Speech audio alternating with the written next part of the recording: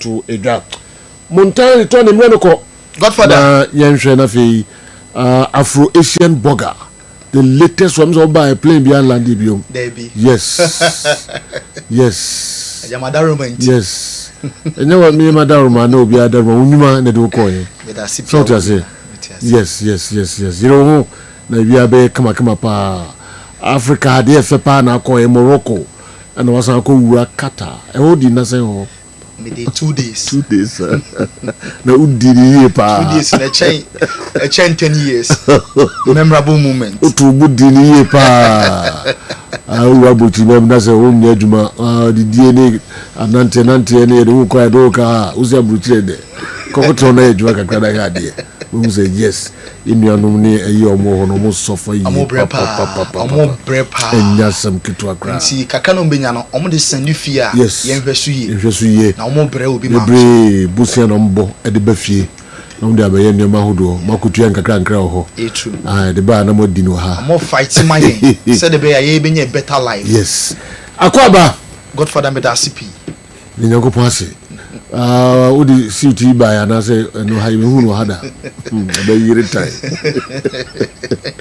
all right, young quick award winner. We are back. You might say for and I for about near to fun in summer air cost so uncle for a cruise. So you best shall see at the French League One and the Paris Saint-Germain and the MC Lorraine about matching and air bustle and then no and not PSG. I'm my last training session now and then Dembele ebe start to be say Ballon d'Or winner no coach no ebe sanensa e free say opra kakra no as a training session no omo man nye full length omo manage no nebom ene de bibia say manager no hwe na say akonya dem na the fitness no enye issue dia Dembele ebe start e de ama Paris Saint-Germain nebom ene yenya Ashraf Hakimi na Fabian Ruiz so manager no person arrest no Ashraf Hakimi betimi abon Fabian Ruiz and a manager no am rest in the match no ono enso entimi ensi akan hono Hakimi enso and a manager no ebe se oboa na okiteketa ne ye panti and enso ebia na Ashraf enso manager no wate ne drop no ama player no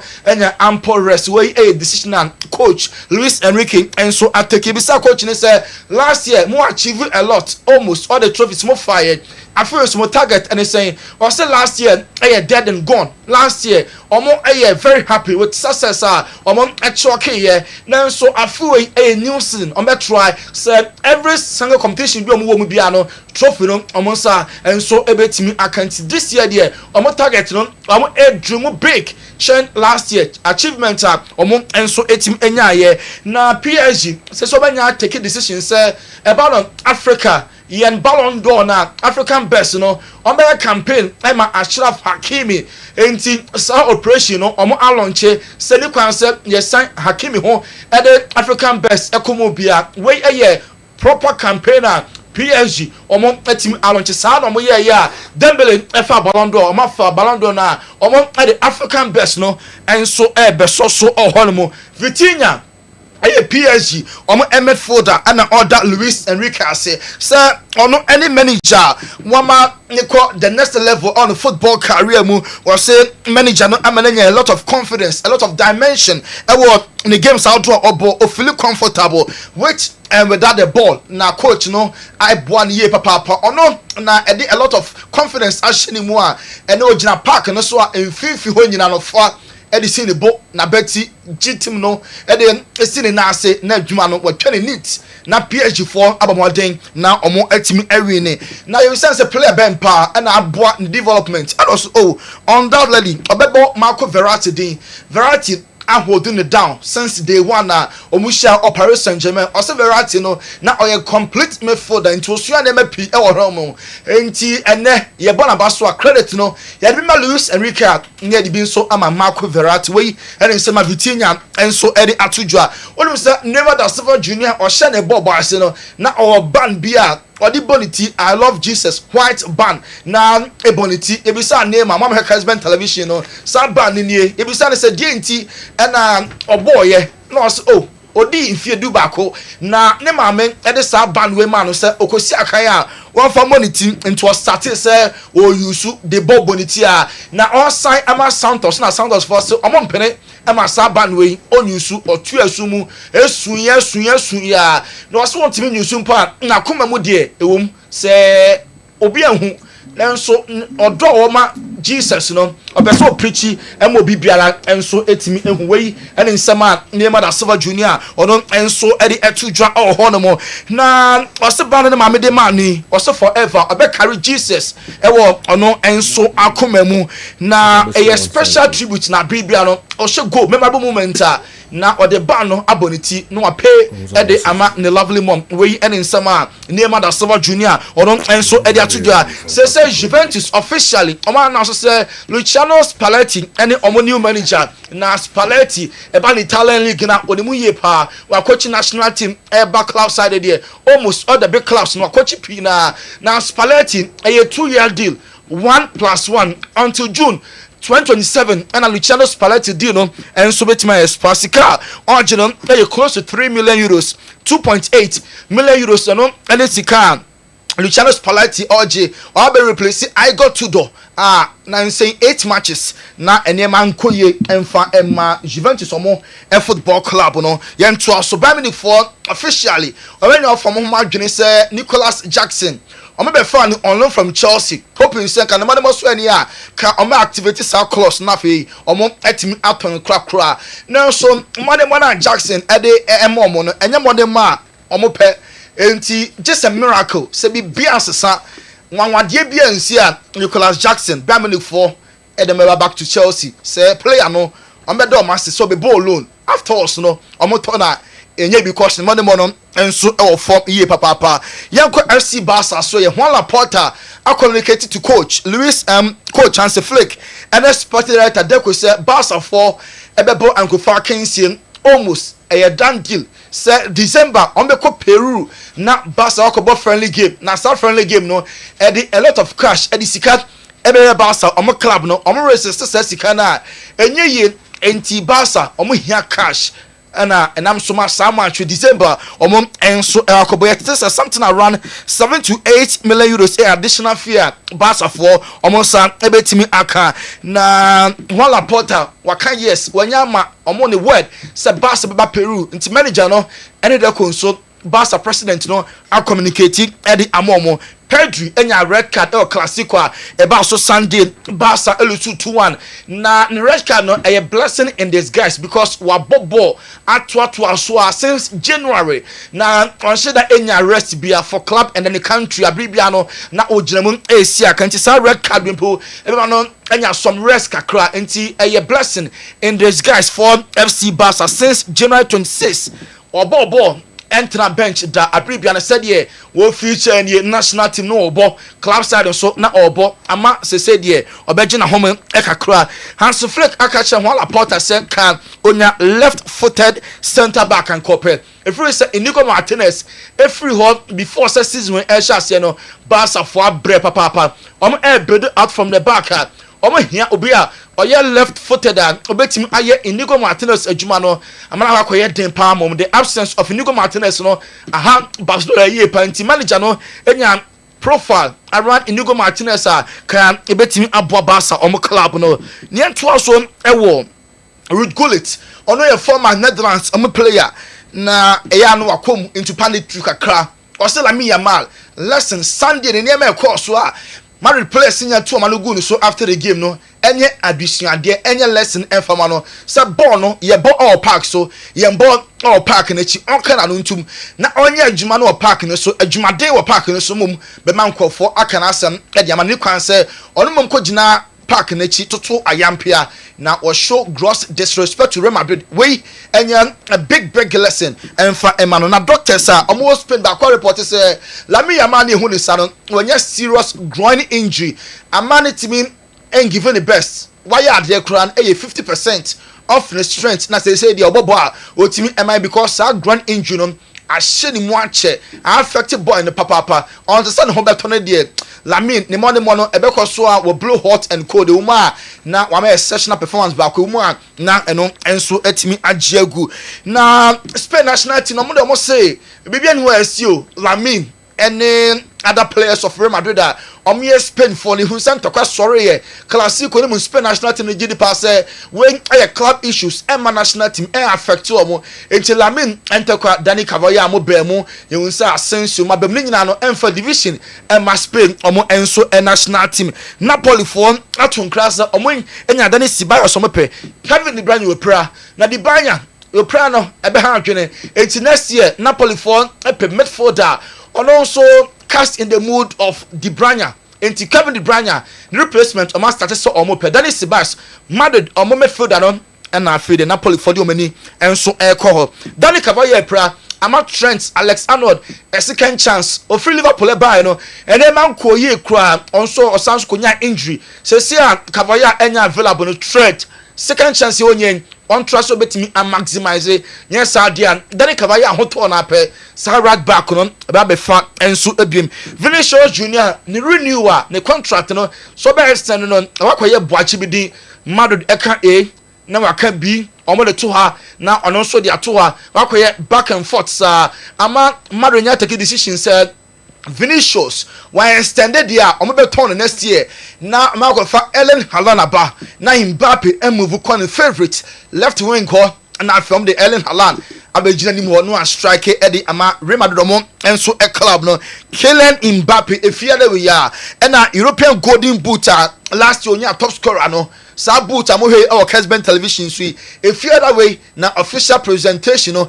ebe ko Eddie Amano La Liga player of the month Busimi so akọ Eddie Ama Kylian Mbappe it's about subordinate for both La Liga league in general and Madrid as a club no while fan woto enti Mbappe eguso a orji ni din ye papa Real Madrid bobo ko no na also say Clasico about Sunday no globally all over the world nipa close to over 650 million and a Clasico about so Barcelona Bernabeu Madrid 2-1 over 650 million people na a Clasico course so na Ghana ha yen Clasico kotoko ni house ene omoka so mo ba nipa dodo se na wo ha omehwe full stadium po ye nyaw nem okọ Spain mo Clasico no all over the world over 650 million and a game na eno enso enye fedia Bukayo Saka Arsenal player akasa yebetie ensema Saka e atojo se league we Arsenal for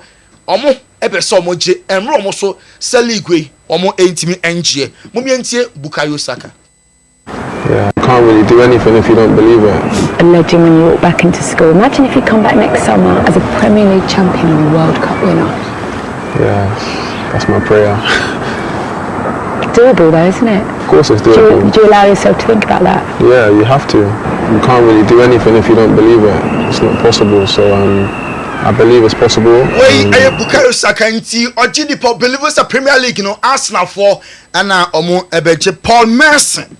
Olonso aka so olonso kiremu a Arsenal onim de nti a Premier League we womo entimi enje league we de den a Arsenal for year 5 years ago and Mikel Arteta started you know near man ko years as say the apeke season way Arsenal for Paul Merson Kasai losing games. People forget 5 years ago Arsenal were just also runs. They were also runs. They turned up at the start of the season, had no chance of winning the league, and they had to sweat on getting in the top 4 to get Champions League, and they had to sweat on that. They are massive players in the Premier League, and that's because of Mikel Arteta, what he's done there. He's got a team together, and he's worked with whoever's come in as a sporting director, and they built a team very quietly. They've got 2 players in every position. I don't believe that. I think if they don't win it this season, I don't think that will be the case. Oh, it's the manager. You know, you'd have to look at the players as well then for me. So Paul Merson, just na league na so bono hwan dem fa mo no untimi ka se Mikel Arteta nko a players no so ebeteki majority of the blame name season we dey Arsenal for afi or to just say Liverpool so manager Arne Slot onya the selection right Arsenal for ko game abetimi abo almost starting 11 say Liverpool untimi ka say mo enye den a 4 or 5 players changes ebeba and no use line up ochino someone sa e ka ho bi na Liverpool team no eba from Paul Merson analyze the Liverpool team. Didn't know that was the case. I think the manager needs to work on the team. You know, he's probably fed up. More time on the training ground. Yeah, keep on answering the same questions. You know, he seems like one of their managers who can't do anything. What's happened? It's gone now. It's past. They've lost them games. Move on to the next game. The next game's their biggest game. You know, but I've said it and I'll keep on saying it. I don't know when he's going to know his best team. And that's a worry. You know, if we sat down now, me and you wrote down Arsenal's team for next weekend at Burnley, we might be one out might. We could write down the Liverpool team. We could be five players out, 4 players out, and that's no good. So you can imagine where the manager. And as lost the selection right until then. On the Koswa, na more than one other form. We Paul Merson. Nika Sersun Yejina. Na yada who are cop Pem sign as we now could see on Clato. Cement Vita. Eba see. I mean, you feeding him free here.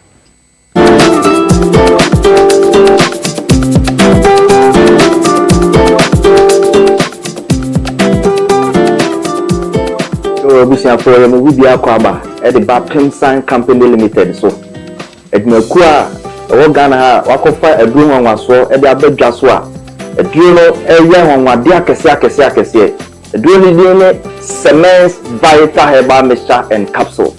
A drino and a man a day, a guyano. Wouldn't have now say a guy. A dream and I may come for the Amagana Nidia. Nasa Bibinia said, Obina now so I don't let me abuano. Sir, everyone was why I come once a me, cements, vita, herba mixture, and then the capsules. No, and you do I had no in Timu. A dream will be a sabi, remember some at that from Tim Keja. Berman into me man musokra. Berman into me pijano. We are Berma, sabi when you're Belgium. Now, as you see, I know Jamua, also a dream you come for the amount. A dream you bra, ever drama winting netina solidina so. Ebe mammo dead ye pusane wo Berman mama. Berman netina solidina so ye. Now what me abo eduma na ama more piafo. Obi bia sabi oni atenka so your bar so your Berman. We hear a draw cements, vita, herba mixture and capsules. And na ne dia gan ni bi. Kona koto binom watenka ayira. Na te kopra kona koto bi bi nanom. Na bo sabi e no esi ye eduma sifa. Afei we ye no to nche sabi obi wo hono a fichikom o how pa kese pa.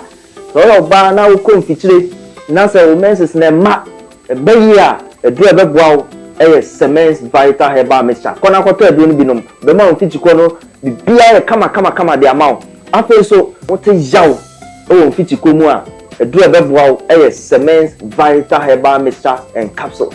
Afei so obi won ma sabi wa ko jane nan no na moja di etire we oba na otisa de bia hu moja no tieniye pa se moja no e gon bright red we no ka se bright red a en na se do betima bo ma moja ni na to atwa e de ama okra afei so obi so a sabi ne to ase twetwe no we ni kan se sciatica wo sciatica e do betima bo ama yawo ne twetwe na wo ni na etima ti akokra no e ya agan cements, vita, herba mixture and capsules. Edrono, a year no wintinimu. Na, emiani nobi edrono a boa pa.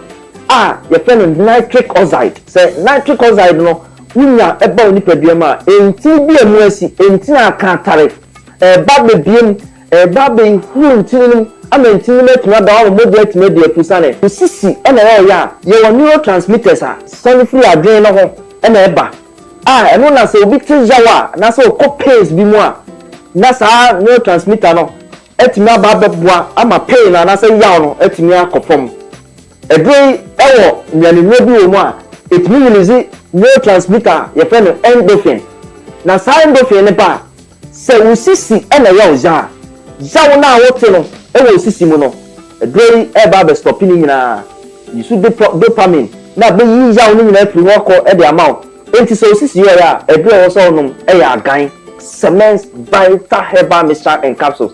Edre Aji Award yenim de ye ka ho asem no 2022 best waist paint product of the year 2023 Edre Aji Award first sisi ya de ho 2024 ye sa hwani mu sa afie bi anyim nyina so ye be sa Aji Award no wo ye bema na wo pese unyina so no gina so kene wabla obenne maduro sima kakra bi achi a fe number no a e screen ase no e fe number na ye be no be kasa kama ni ato se do be sia no maduro no na me metimi aboa ama bibia e kama ma afa so ba bia be nya bia to no ye di good screen so memom tie ni le pa se wo kumase ene ne pattern wo store wo person to be ton a ba bia e di kan PFA pharmacy New Road Junction wana PFA pharmacy o store kese a wo nya be bia tu ho no akwakoton afa Colinac ewo Ashtown oni Dani Herba o nyina wa Ashtown ko ho Fredimens eso okay ono so be ma bia to afa so Sambora ewo Cavetia Gate 3 ne opposite pe edron edra eba beboa every sao how you na fi wa kwa ma enti pebi achi kwan to agan a etre se ejan no pebi to na enkotote e ma na so nya wa ho den pepepe edama agan mo bi nyina enkopebi na yenkotote cement vital eno ne adro ne din agan enne mra ne afọ bosobode api ye beda pem sign for asiye papa ye to so e wa monane eno nyimre Chelsea and we want to understand about English League Cup Carabao no Chelsea to Wolves ye busa coach Enzo Maresca say and obey rotation and also rotation no very important especially defense no Pina Prepra or say Obonko for as midshift and man Chelsea Bobo no players nya enough rest na subsequent games no omo ayade mo mi enti manager Enzo Maresca.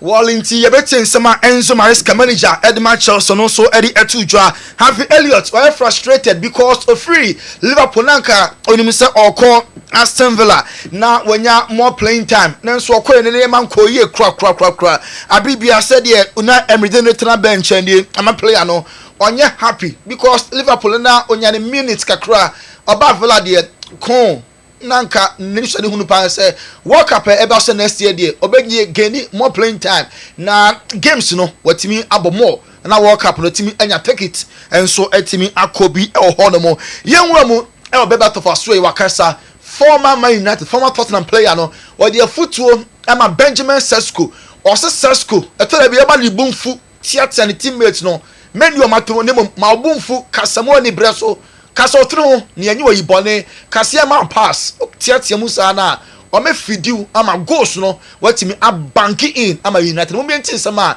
bebe out of a footwa or the ama Benjamin Sesko, especially the striker situation. Honestly, I don't know what is the right answer here. So what would you be saying to Sesko now if you're in the club now, if you had 5 minutes of him? Know your teammates. First and foremost, know your teammates. Speak with them. If you see that it's not working out quick enough or soon enough as you like, speak with them.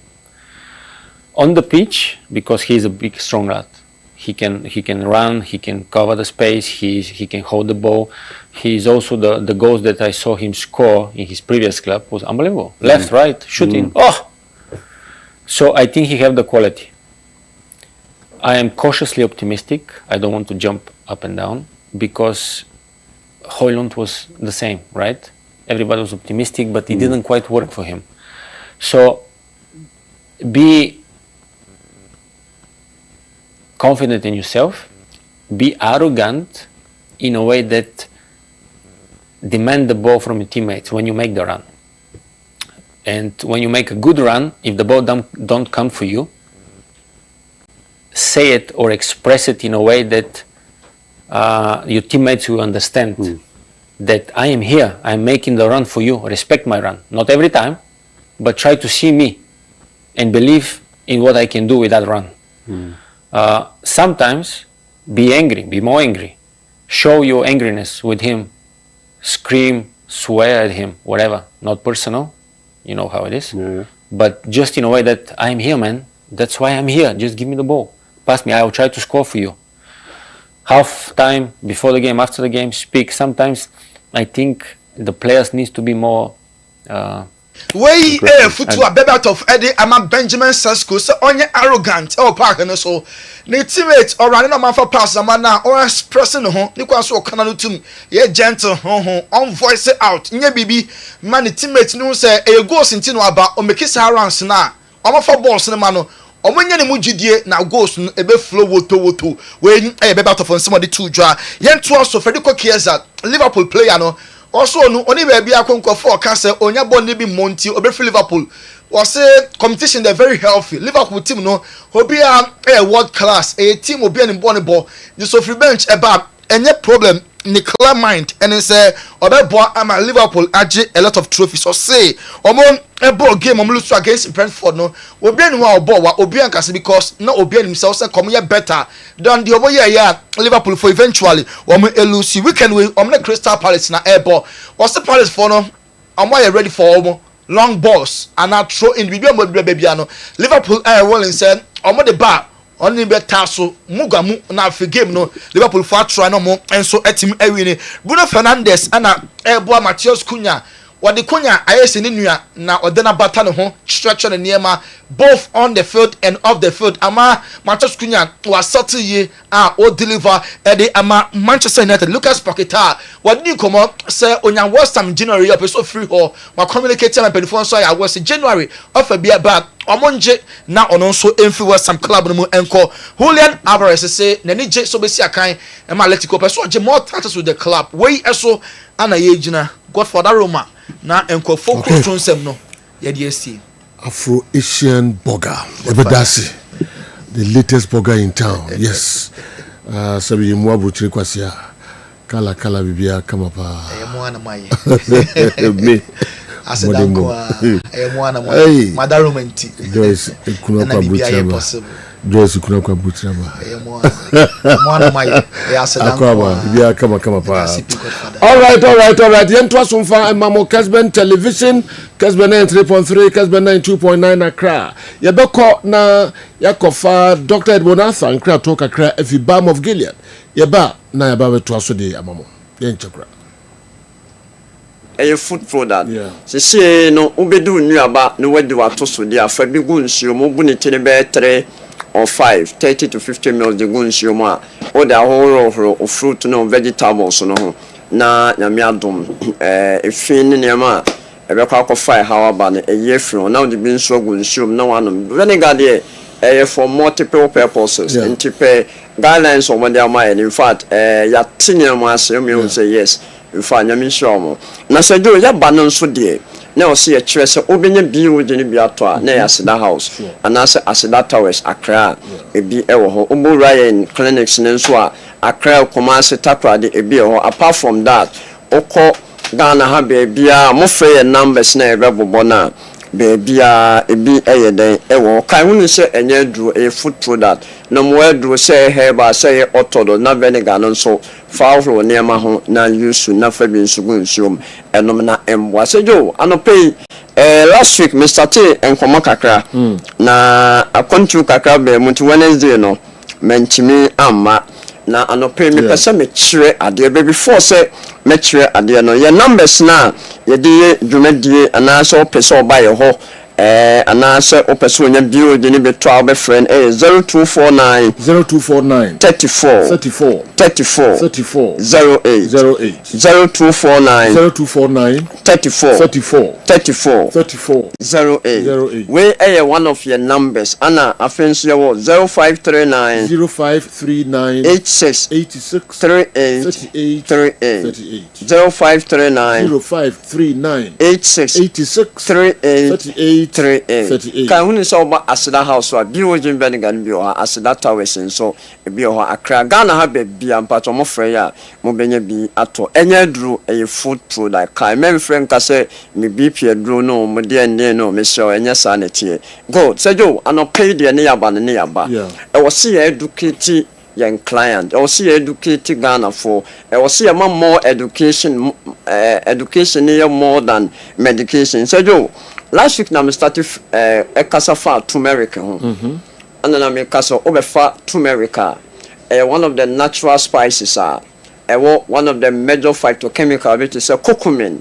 Curcumin powerful in such a way say bone health in then in terms of more sugar issues, more blood pressure issues, more cholesterol issues, more menstrual issues, more fertility issues. I mean, stabilizing them. because of the kokomena a woman no anna me yes nka Wednesday me ba na nka ya combine black pepper esuruwisa one of the natural black cancer spices so ye ne powder na wafa be atreketwa ne half na wafa turmeric atreketwa ne baako na wa combine na wa adwene say anopay me ye me dia me sonny so me no me siwi ne be 3-4 times okay na already na asian edem kakra anyi smooth but me siwi na manomo ama fide me hu say aye okay hwe combine turmeric and black pepper say you are serious 1 teaspoon of turmeric. Now the black pepper no be say half teaspoon aka ho. Black pepper contain pepperin boama triglycerides, LDL cholesterol, total cholesterol eba form. Okay. Obefa cholesterol issue at the moment of cholesterol no una head because oxygenated blood supply to utino ebe form or blood hemoglobin ubonso onye full blood count and also unko check age within 11.5 to 18.5 for mema and then within 11 to 16 and now they are not any number below now be anemic. But do you know something? The moment of anemic our cholesterol levels are also no headaches, numbness, dizziness, tiredness because oxygenated blood now also passing through blood vessels no enko be hunim ade ma cholesterol brain once pa ba ko black pepper turmeric so yo yenye recipe bia no pay na etiefo infiri kakra medical cassava lemon ana orange o fa anka ne hono no in fact ne hono no enye ni juice no etipeno no so yo anka hono loaded with a lot of enema palma beef sugar ba form anka hono hesperidin medical kadada anka hono a obegriti be half now with the cinnamon obefa cinnamon powder and also cinnamon sticker cinnamon one of the powerful phytochemical dangerous so yo cinnamon cinnamic aldehyde and acetate by me omo menstrual issues bibi to say menstrual cramps omo menses emma and I say tembiano obeba no nso a obabu a lot as a result of hormonal imbalance fa cinnamon na what they can turmeric cinnamon no nso ya enti no nso nka half teaspoon black pepper half teaspoon turmeric 1 teaspoon na no pano if possible or pay naba why no powder that wafa pay naba no 1 tablespoon no why you tea and I say a walk akra what forming a jam or wheat bread be and I say cancer brown bread be what their fame no when you oat kakra oat no be lado mienu no when you o carrot kakra tomatoes to jene kakra why a salad o de can say avocado pear aka ho say yo so would do in a riano obeba be do konkonte eno light soup and also green soup and I say one ma containing cutting pan because of say be check our cholesterol was no what con light soup man cut kakra bi abeba sie and I say what con light soup man cut you can say abenkwan kakra bi abebom con san near ya make church ya me can question say sugar no beef no cholesterol beba form say yo na the moment agent say some spices here me boy open one of the name assign pa a bomb urinary tract infections and no more sexually transmitted diseases no ade boom pan so na mabono because e antibacterial properties e antifungal properties fa e ma omo candidiasis it is caused by Candida albicans in those yeast infestation at take place now ade a timi omo pa ba ko fresh yogurt obefa yogurt ebia Greek yogurt and also normal yogurt vanilla now your bana Thai anum yogurt now with these natural spices na come because yogurt two major live bacteria boama ekade lactobacillus and streptococcus thermophilus omoni the major live bacteria ema yogurt forming yogurt so the moment onum yogurt na offer this natural spice now with the now we exercise now my kitchen why your pharmacy no I'm telling you so obi tu yariase oba balm of Gilead da Kumasi Accra na Takra dia these are some of the education and natural protocols I ever more follow. But follow ma Sejo obi ma me ho for sebia or UTI UTI sini bebre anaso ebia or sexually transmitted disease be syphilis no gomo any chlamydia money other ones no nebia wasan be complain dabi ebi nsi mentan kasa de nasem woye be ma na wutiem na oba nso wutiem anase any of them no mukunu moyere mo mutiem a mepa wachew baby a oba ye betim ama bibia ye fine e bam of gela ye come as the cabin ho ye ne Ejija hotel next and the opposite oba takrade ayo anaji mo takrade second day axim anyway na me sure mo momra oba Accra so Westland pe and it was nasedo if we ne enkopem 31st no month no beso ye promo obi obebe ye 20%. Yes, yeah, more 20%. And your sons work as a meant now on Kofa, Sikabi Mansa, 250 now. No, I be your first body composition analysis now. Ya won San Chako, Yamania Mojana machine. So, you read, no, the Bemon labs a better amount went to me and died plan now the Quaco Fulunu a week, and son of about the Uncle Bonhaman, Obina resource. And to meant now my arena Yakasi. Baby, I will Ghana be a patch bra. Na yamboa na yame nso aye wadom na wo bibi kakra oba ye besa ma 20% na bibia aye fine sejo emofra no nso apom de ni hia ye di kan ka se emofra omonya 1 man ekosi 12 years fankra ne bra na nyame mfa ye nso emo ampa ye ko edie ne ye sanka amankra se bioje no nyame adom ye de nyama gu akwan mu enche na bibia ye fan pa na mom no oba asida house a ebi wa asida towers nso ebi ewo ho ye branches ni na ebi organ ha bibia nso mo frɛ ya ambrase mo benya bi ato enti numbers no 0249 34 08 and I said 0539 86 38 and I said 0240 51 21 71 some of facing numbers is what ahombrasemo be ojen vinegar and a balm of Gilead pen branches ni na no na me be fire so aboa ama bibia aye fine pa.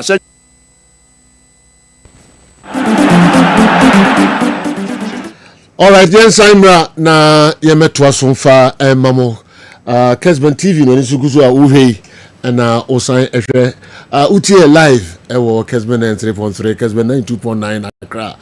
Maminko na mini Kofia Mwakunko din komo kakra easy waterproof paint, no more leakages. Oronkasa ewa ha tuntum seyo Kokose bruni dauso kokose bruni so bibia boko bibia fine bra pe de yanko pass pa do kentena ba bra ba no neighbors yes so we na nkofo hia pa enu na ya dazi die no kentena di konsuo no all right as say George why ya che o yes also be the kentena studio Debi. Oh there's a Debi eh na be say no ma na say be okay it is some majedi simple maji easy paint is what I like that easy waterproof paint, no more leakages. Yes boss. All right, you need come on kakra. You bet you ATF4 na mo bi ache on this biggest sports platform is suyi pa na ha no ye meton ade anya papa wa ha. Great. Ha de ne ma papa nko a e no mo ditumi eton wa ha. Great. Enya de asajo be pene da.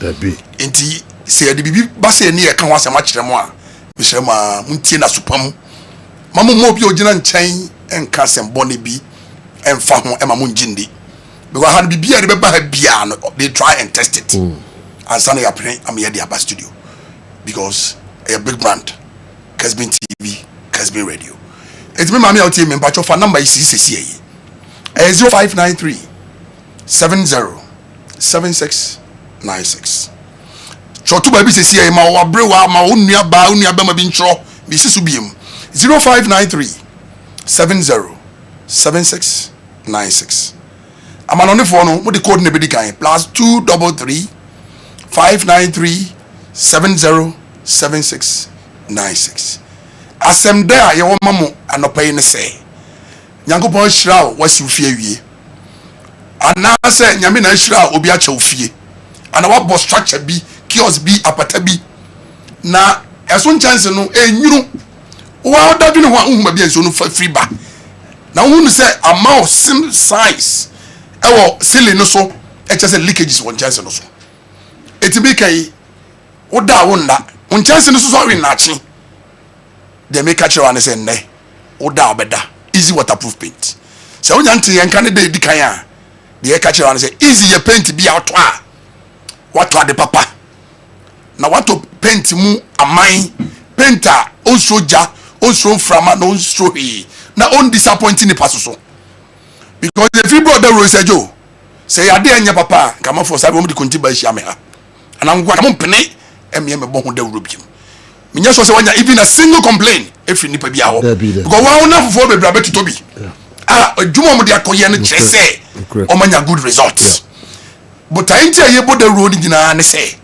ye pese adan e wo Kumasi ne Ghana ba bi biara you find yourself wo dan so e be fe wo dan mu be fe wo so na wato no e be fe wo dan na si oni na from the scratch e be painted dan na ma afi wo dan wada e so beto se dan wo be da because unsuro se won chance be nyuno wo dan na so awe na che na sabi wo di nipa e ko fia na ofere no wo fere biem wo di nipa be wura fie simple nipa ba be sra very simple unko buku appointment oba bi biara biem ai wo fe aware na wo gi and monyam bi na obese show bia mo mra fie ne fie ha de ha fe enye da bia na abako show bi de it easy there so wonya nto bi sesi atutu mirika na friend numbers yi the big biara who find yourself in Ghana start calling now line here very hot ofra emma fefe bi na be pick calls no normal direct to our nearby sales outlets because they won contract be bebre aka won hia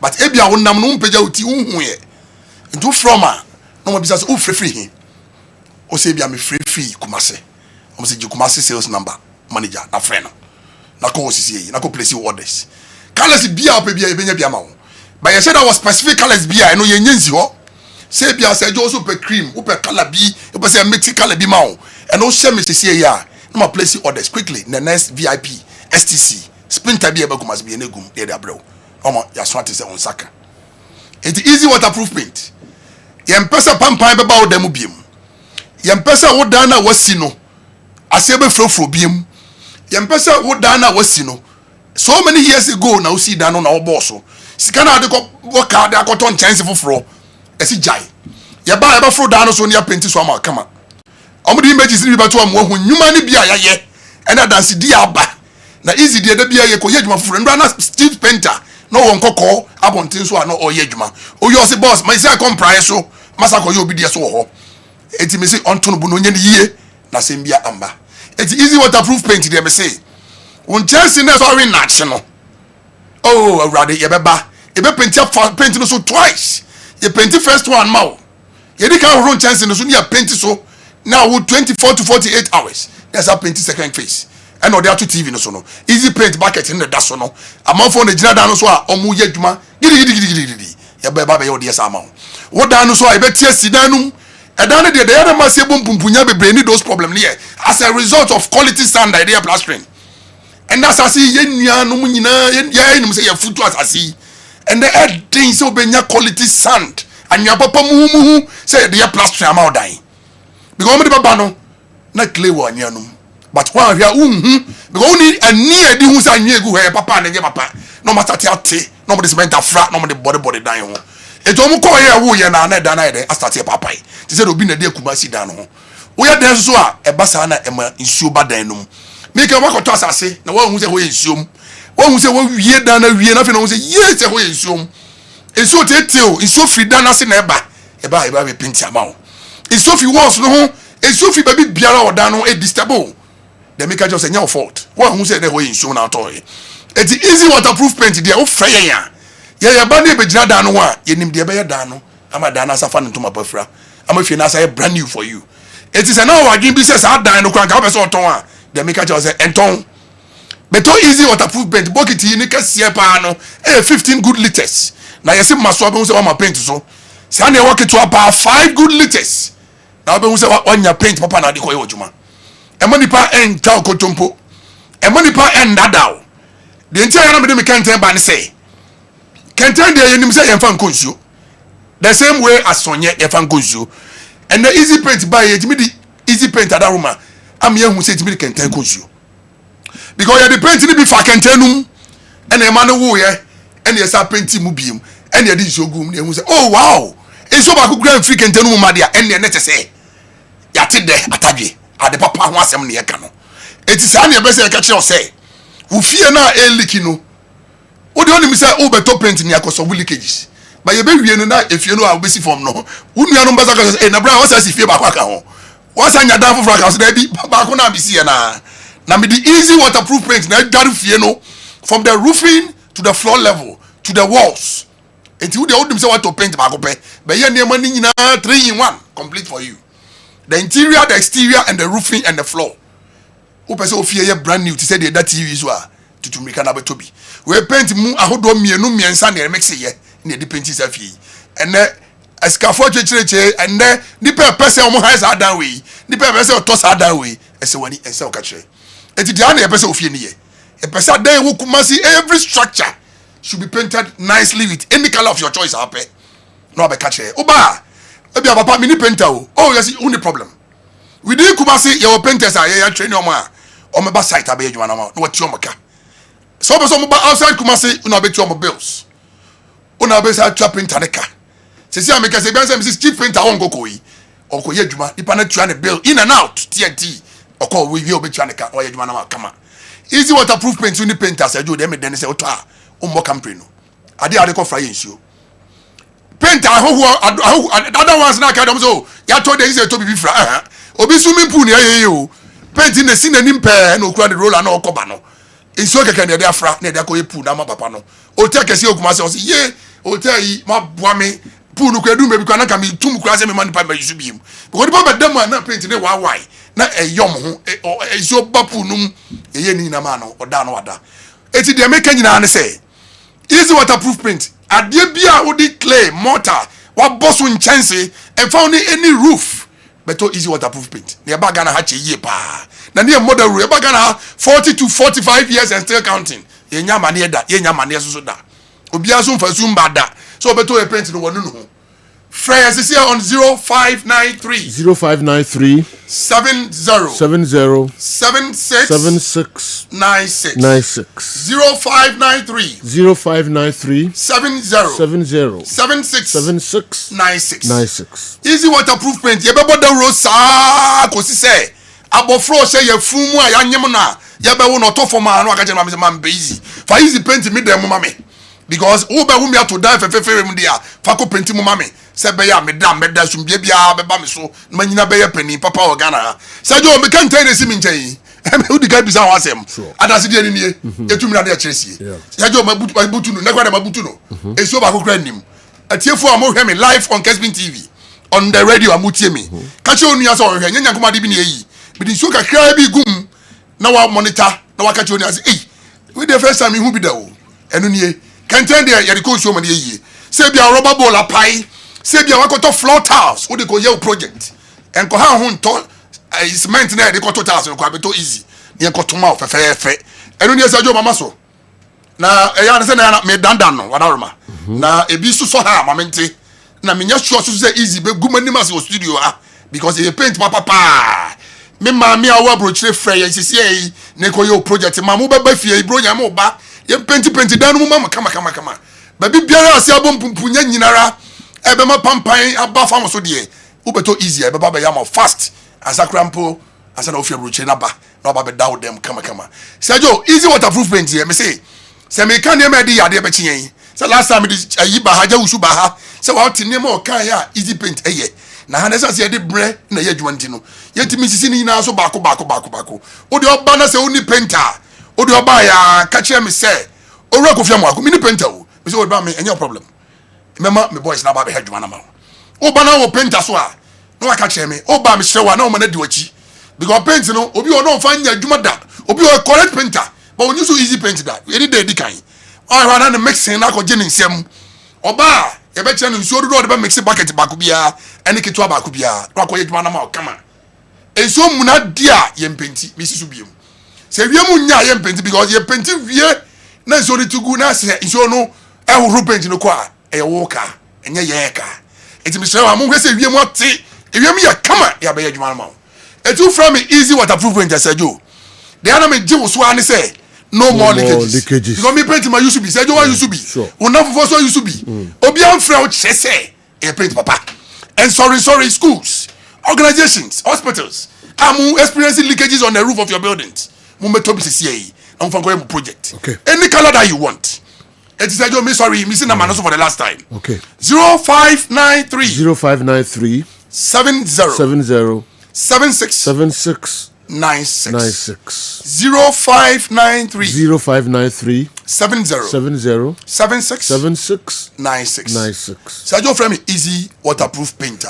Namaje also no more leakages. Sergio mama me kan tell so enyu na wa ko enyu ye se sorogum bibia me hu bibia sa na me nyokese nka wa uni maso be to e wo studio ha so kama so be si ba o yes o tire be si boss e wo se chia na me ya duma all right easy waterproof paint no more leakages Kofi Amoako and the sa nsemhwemi abre kan ho na wodano nsuo na egugu no wodano enyu na hadwen yie papa na duro tatahwese da bi ekano no any easy waterproof paint na no a efrofro no wo pool no mu nyina no na duro kese pa any easy waterproof paint.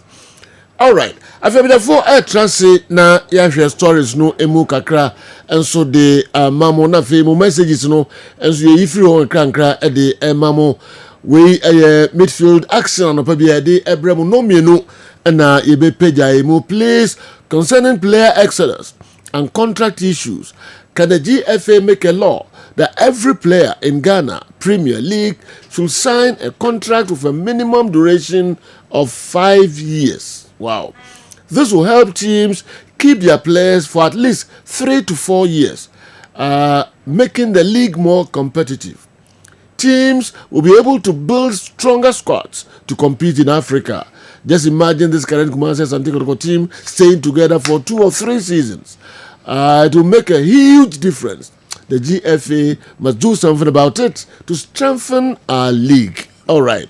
Osei Mensa Frank, watching live from UK, London. Greetings to my bro, Sir Franco Naro. Okay.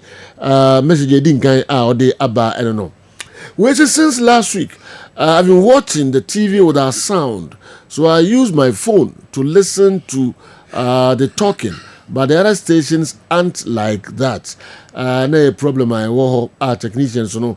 Omugusu anomo ye ho adwuma pa woni mfidie bibia etimi esi ba se de menim se solved Saudi no sa na tia bacho mama sonte menim sa problem no ye solved ne ba bia utro di efri ye omugusu pa ye ho adwuma din we say Joe, why is it that the women's version of African Cup of Nations called WAFCON, while the main version, which is the men's side, is called AFCON, but not MENFCON?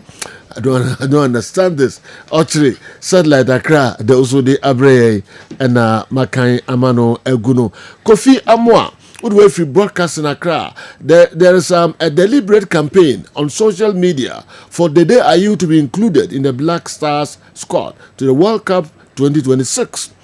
It seems some powers have made the decision to include him and are using social media to test Ghanaians' reaction. Black Stars inclusion should be based on merit and current form and not the family you are born into. Kofi and anyway and so breye ya for be hwehwem kakra na omo de omadwenkyere afa we hu de aba ma menyi de twa to kra na yendi nkomo kakra Benji do from Fancy Sawia watching the best sports show from Fancy Sawia Sunyan Road. Chelsea will massacre Tottenham come Saturday. Regards to the MC Achman Wabiaja South Honorable Wisdom Osei Boama Okumkom. All right. Penifom pancho so bia hoye. Ohene nyame adom. De Nyankopon asepa. Etia sundwem. De Nyankopon ase. All right. And na issues kakra na wo Hobart MC nya mre anhwehwe. Yeah, make stories no Commodore kika nsem kakra. So na sibosuro enso di nsem kakra tutu dwa. Okay. Plus na no pay mientete kakra nsa nya kwama no ne. amount for messages on the buy and pay. Kakra bi mu more comments kakra wo ho is it true say social media no sembia pio amount for person the day you become black stars is it true? Yeah, that's true. On social media. Oh, okay. Okay. All right. TV say person retired and then the next World Cup now we should include that you and after the World Cup no say goodbye to you. Okay. Discussion and for social media. Okay. Nipa man who so attribute meeting me abonitin Mickey Chas. Oh, okay. Mickey the ono meeting me aboni go assemble me meeting na kama. All right. Mickey nipa man who so attribute. All right. But as I do, I don't think it says a person do be called tournament here. A social media they decided. Again, this is not the way to test the waters. But they say your model ne or form as Sisi Ayaka said the day is not playing. Mejitu me say your first several players previously. Our national team will be on attach. And ye Ghana and Kwa baby or it missy. But a situation whereby said Joe, yeah, called the biggest stage of football. I agree. He's paid his due to the national team. Yeah, all-time top scorer in the AFCON. The last World Cup he was our captain. But said Joe, unfortunately for the day you, the position and now out tab no honey baby I walk players more. Your players for that department in that attacking area of our pitch. I don't think he will be considered if he's not fully fit or near ready for the tournament because even when he was playing and playing very well, he was scoring in the French League. He was not considered by Otado. And Oshe coach Otado team now said you don't need them addition to tell you said the plans. Mijitum say decisions maybe or a bit me a go beyond him. Yeah. But said I don't think Otado regime they watch them. BBA Teresa say she him na the next World Cup. They will be included. What will be the reason? Because or a captain, because we want to retire him, because we are going to the World Cup and he should be part of the World Cup. No. There's no footballing reason. Yenye country that is bereft of quality, especially in the attacking area. Say Comoros be, Central African Republic be, say Chad be, the situation is different. But Sergio, for now, dear, if they really want to be part of the World Cup, dear, also new team or body home modern, now both day in day out. Now, yes, is here. Into what reason? And the Bema Ubiaja and say, Yemfa the Dinko World Cup. Yes, Andy said it right. At a point in time, Rujamila in the club, but the then president asked Cameroon to take him. He went there, he excelled. But the day has gotten opportunities in several games were failing to deliver. Not because he's not a good player, but because Emre. Now with the pedigree, no, say a do level say unye team na utifia ya na mpimpi no as a chance modimona bafom pa. So for me, after playing in 2010 World Cup, after playing in 2014 World Cup, after captaining us in 2022 World Cup, so World Cup ni en munyam sha and munyam she bia Andre epeno onya enya nemprensa so, especially when the last World Cup he captained us. And taking him to the World Cup, no, what purpose will it serve? A question any munyam? No, he is already glorified. And I say it could provide the leadership. I'm sure reintroducing him could even come with its own challenges in terms of leadership in the team. Obano Abeye general captain, and I saw Obeye Deng. For me, in common with the Adamroma. Okay. I would prefer say Yebinya say your slot be a promising 17, 18, 19, 20-year-old boy. Say Yemfanenko. Yenkoma na exposure, not daching or meboy. Instead, see a do bibeko ako G space, not or the ako tenefi. Into the Yenkomo with dear. Okay. Ubia was start to be a Dauroma. Unkasumaye. I see. All right. Until now, most more drink you see social media jai. And that's some kitu akra meaning others who are campus of the other one was WAFCON. Oh, okay. And AFCON. AFCON, yes. Emma football beto Emma football. Na mpempi adie bi wo ho. Na wo be ya de krona bia. Na udi din foforo abata ho e de akirikire. Yeah. ɛno nti na England for deɛ no ɔmo frɛ no the FA ɔmo football association no ɔmo frɛ no the football association because ɔmo so ɔmo deɛ ne ba first nti sɛ wɔ Ghana na wote football association a na wode edin kyerɛkyerɛ mu adjective a qualify wo deɛ no na aba bɛyɛ Ghana Football Association. Nti there was African Cup of Nations. Your friend AFCON. And a tree yɛde mmaa de aba. Nti your friend Women's Football Association. In fact, in football, who mentions senior national football team of Ghana. Nobody will talk about Black Queens. Senior national football team of Ghana. Obi abeka Black Stars actually. But nka Black Queens or but who say a person refer to mana say a qualify no with women's senior national football team. But the member de no yentanka men's national into football nanka senya me no yesha ase no na ye memma adwuma. And the man na yiro mo ho apegyo mo bedrum pempen so yi. General, it brings us to the issue that was raised by Honorable Felix Fosukwachi. I think it's an ongoing debate. Yeah. Say, until I say a man, you tear muka, a brombo board, they are more mine, and Nessica, the tium niswa, and Rudy Adema Memano. Inti, it's a perionti, in Kabeya, Sika, you tiama mano, Emma Memano, yentia same, Emma Memano, Emma Manon. Okay.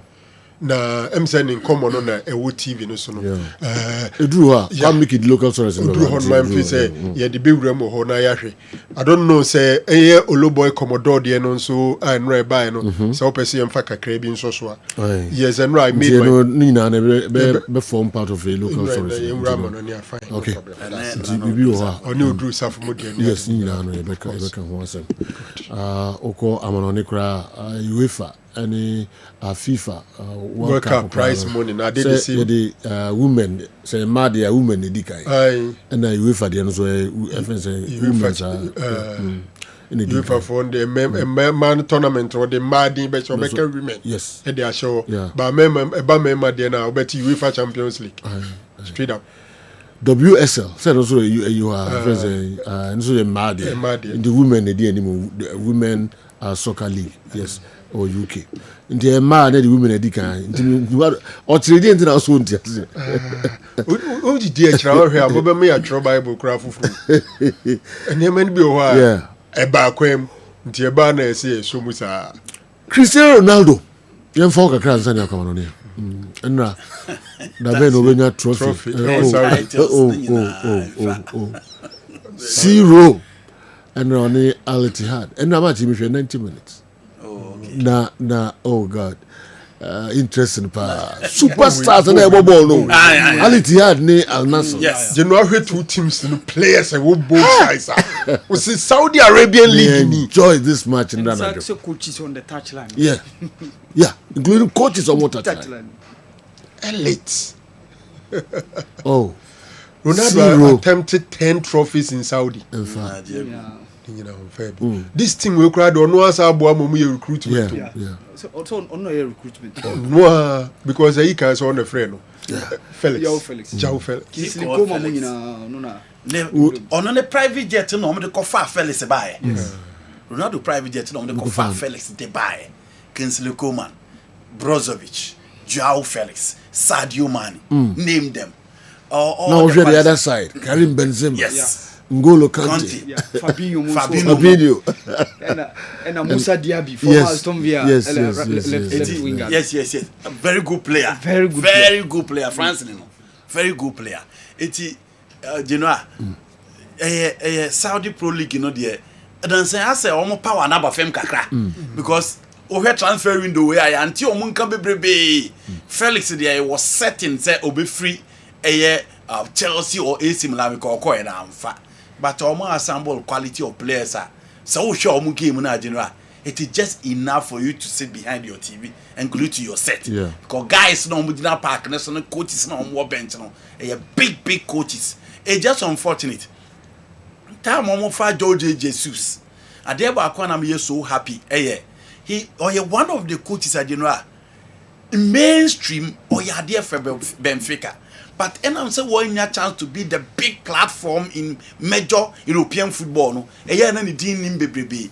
Move to Brazil ebesi ne Flamingo team ni team a omo fa ne se oye adwuma pa. Enti na minim se Ronaldo problem a wakom ewo and assembling all these quality players around, you know. This is their time. But unfortunately they met another side that almost so pool of quality and almost players almost achieve more. Ofa Benzema, Ofa Fabinho, Fangolo Kante, they've seen it all. And these are guys on the field of play, energy level almost everything. So no more Bobalayana and what. It's just unfortunate. She chance buy for Ronaldo as a Joe. One to me, I'm a born, and to me, and shall. Wasn't they offside? Yes. No, in the course of the game, make such chance way. Yes. Oh, Ronaldo, such chance way in America. Only the goalkeeper. In America, yes. Ronaldo of all people. About to be simple. Wasn't the flag no through? Nobody offside. Yes. And America say in the course of the game, apart from this one, okay. When your opportunities and in went to me, I'm one on the field of play and. And command is simple, cry. But I don't know. Said you, game when I told a beer union now, pepe. Born a technique now, no, they born a grand. Or not a keeper no betono out of home. And naturally, this is not how Ronaldo actually goes. You know, Ronaldo was spot to the two posts on sideways in a honor spot to until I had to say Ellen Holland. Who I was share Ellen Holland pan. On also to see the Ronaldo technique way of scoring. Or Chiane home. Na ball no they are too firm or share or head the movement of the goalkeeper into nana or the bebe anymore no e ho na obobo nefa untimi nya ho hwe. That has been the style of Cristiano Ronaldo. But said you game no to the bi o betimi anya bibia baby kete no na elude unti it was just unfortunate for Ronaldo, but I feel so omo team na omo ye no so far as odaso ho na on free ho there one day Capito Ronaldo betimi anya bibi na 96 minutes penalty. Monsieur penalty free kick. Minimum say Tony Numnya sa shot na or recite where to be before the kick. This is it. Ujina ho baby na. Okay, minimum so much me the honor bar. Yes. Yes. I'm on for interpreters. I say it's a goal. It should be a goal. Yeah, me say I'll score. Visa. But still, our boy now come over the ground. You know that old Ronaldo. No, Juju. Some Martini, I can't see. No. Men family call Ronaldo Messi a unibium. Men family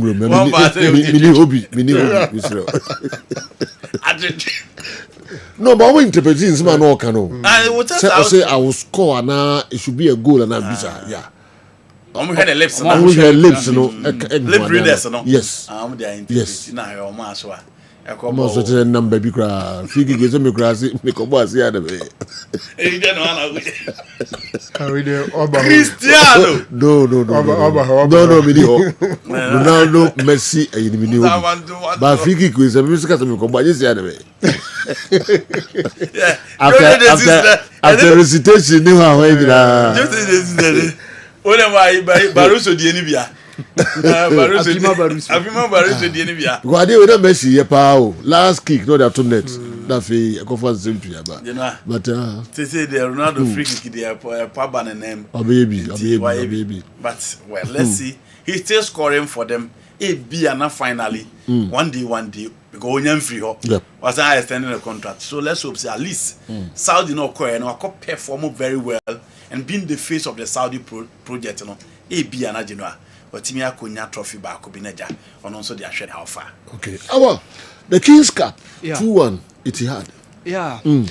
So you, Al Nassr did their best. They had wanted to win that trophy, you know.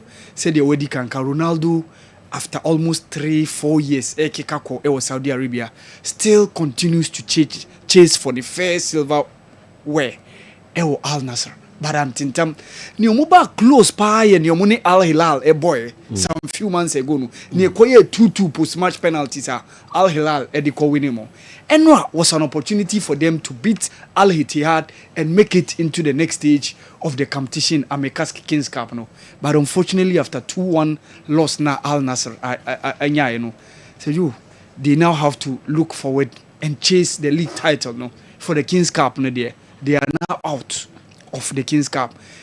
Still, more Asian Champions League no to contend, and of course, Oka or league title. Ebia na this time around, we are making it through. All right. Have you moved kakra? Na introduce komo kakra. Okay.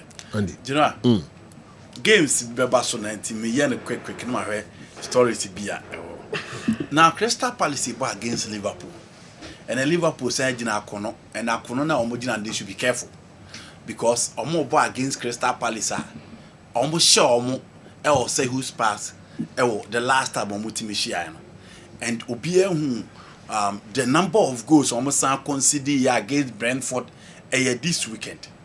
Crystal Palace and so by Emirates ebelusu by a goal to them.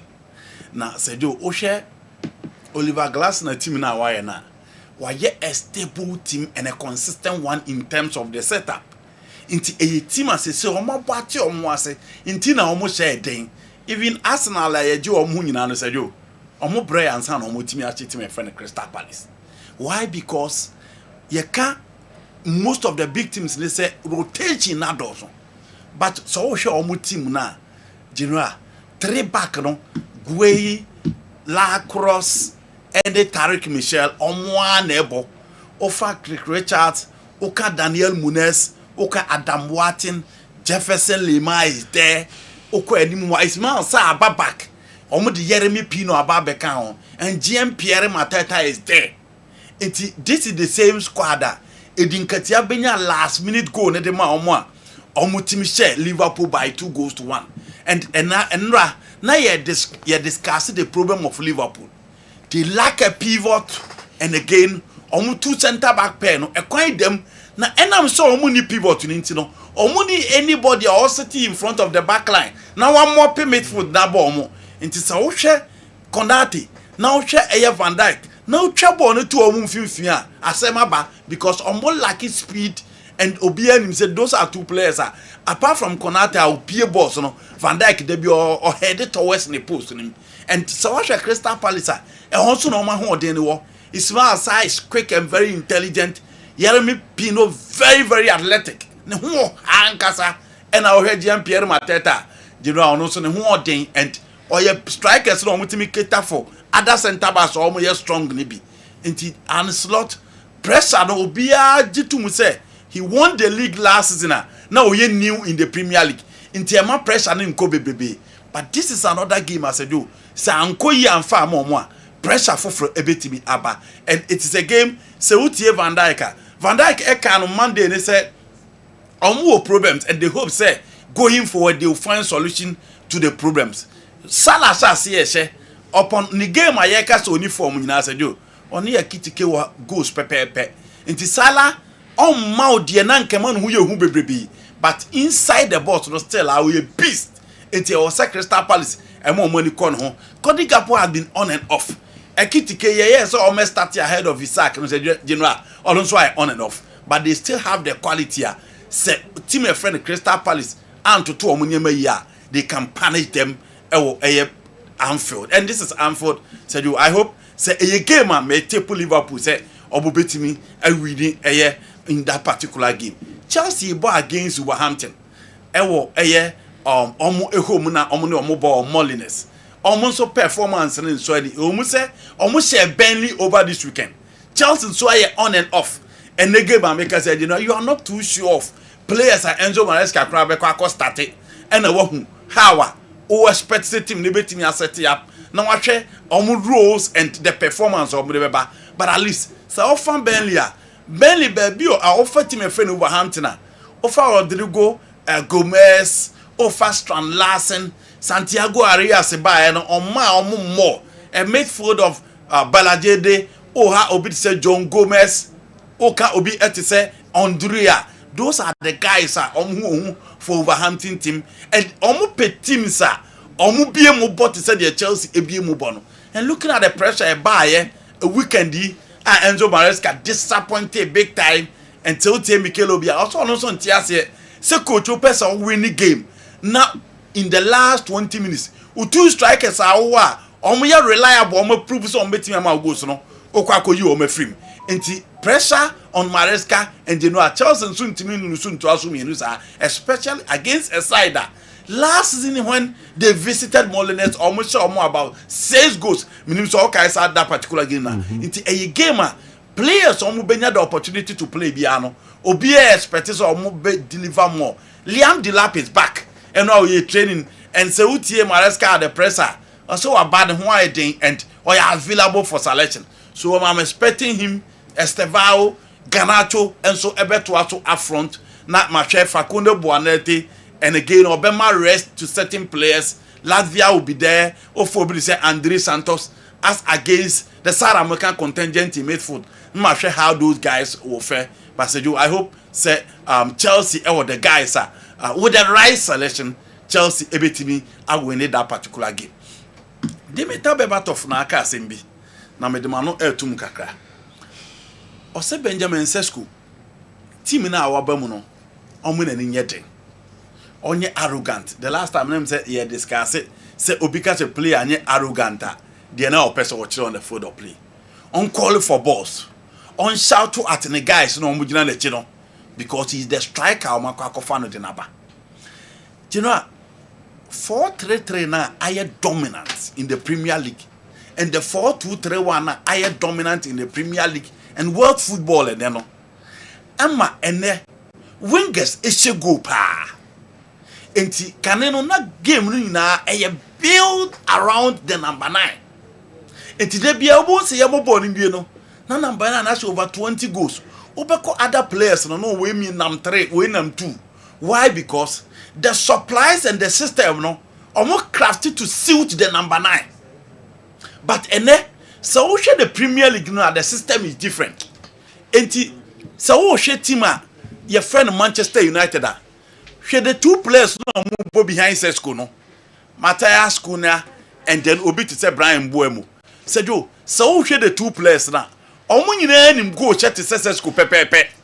Because so far Cunha 12 goals in the Premier League last season. Ofa Mbeumo 20 goals in the Premier League last season. Goals are Benjamin Sesko share the lives again. Enuru the Mbeumo share for Brentford. And players no omudina wachi ombema pass on omunim go share. Now go to the other teams. So ko baby to say Arsenal. For Bukayo Saka. For obi to say Martinelli. For obi to say Trossard. General for obi to say Madueke. Guys no omubo behind your carers no. Omunso nim go share. Inti yes ohun say strikers ni goals na eba fem. Go to the other clubs as well. So who team your friend Liverpool? Fakodi Gapu onim go share. Mo Salah onim go share. Into about a striker no lead him on na ni go swate. Why? Because ball ni bebre wo hanko nyanko de be man number 9 no. Ono nya obase. The only person I want building a team to make sure is suit the number 9 Pep Guardiola. Into se watch Pep Guardiola team na Dukumu nshemo, Savino nshemo. Foden from central midfield or Jebon no the baby do attacking area or that shooting ability to both or Bobo Nache into Manchester City. Out of 17 goals or match in the Premier League, Ellen Holland and Kwashe 11. 6 goals to penalty distributed by the other players around. Into Onono Pepper yet team need to suit him because Ellen Holland without the ball unhuni bebe. So one she goes now unhuni bebe. But other players are not like that. And the players now say omu potina strikers next year. Who expect to say omu bema striker ne pass. Look at Chelsea. Estevao Obeshe, Pedro Neto Obeshe, Ganacho Obeshe, eti Kopama Kra Obeshe.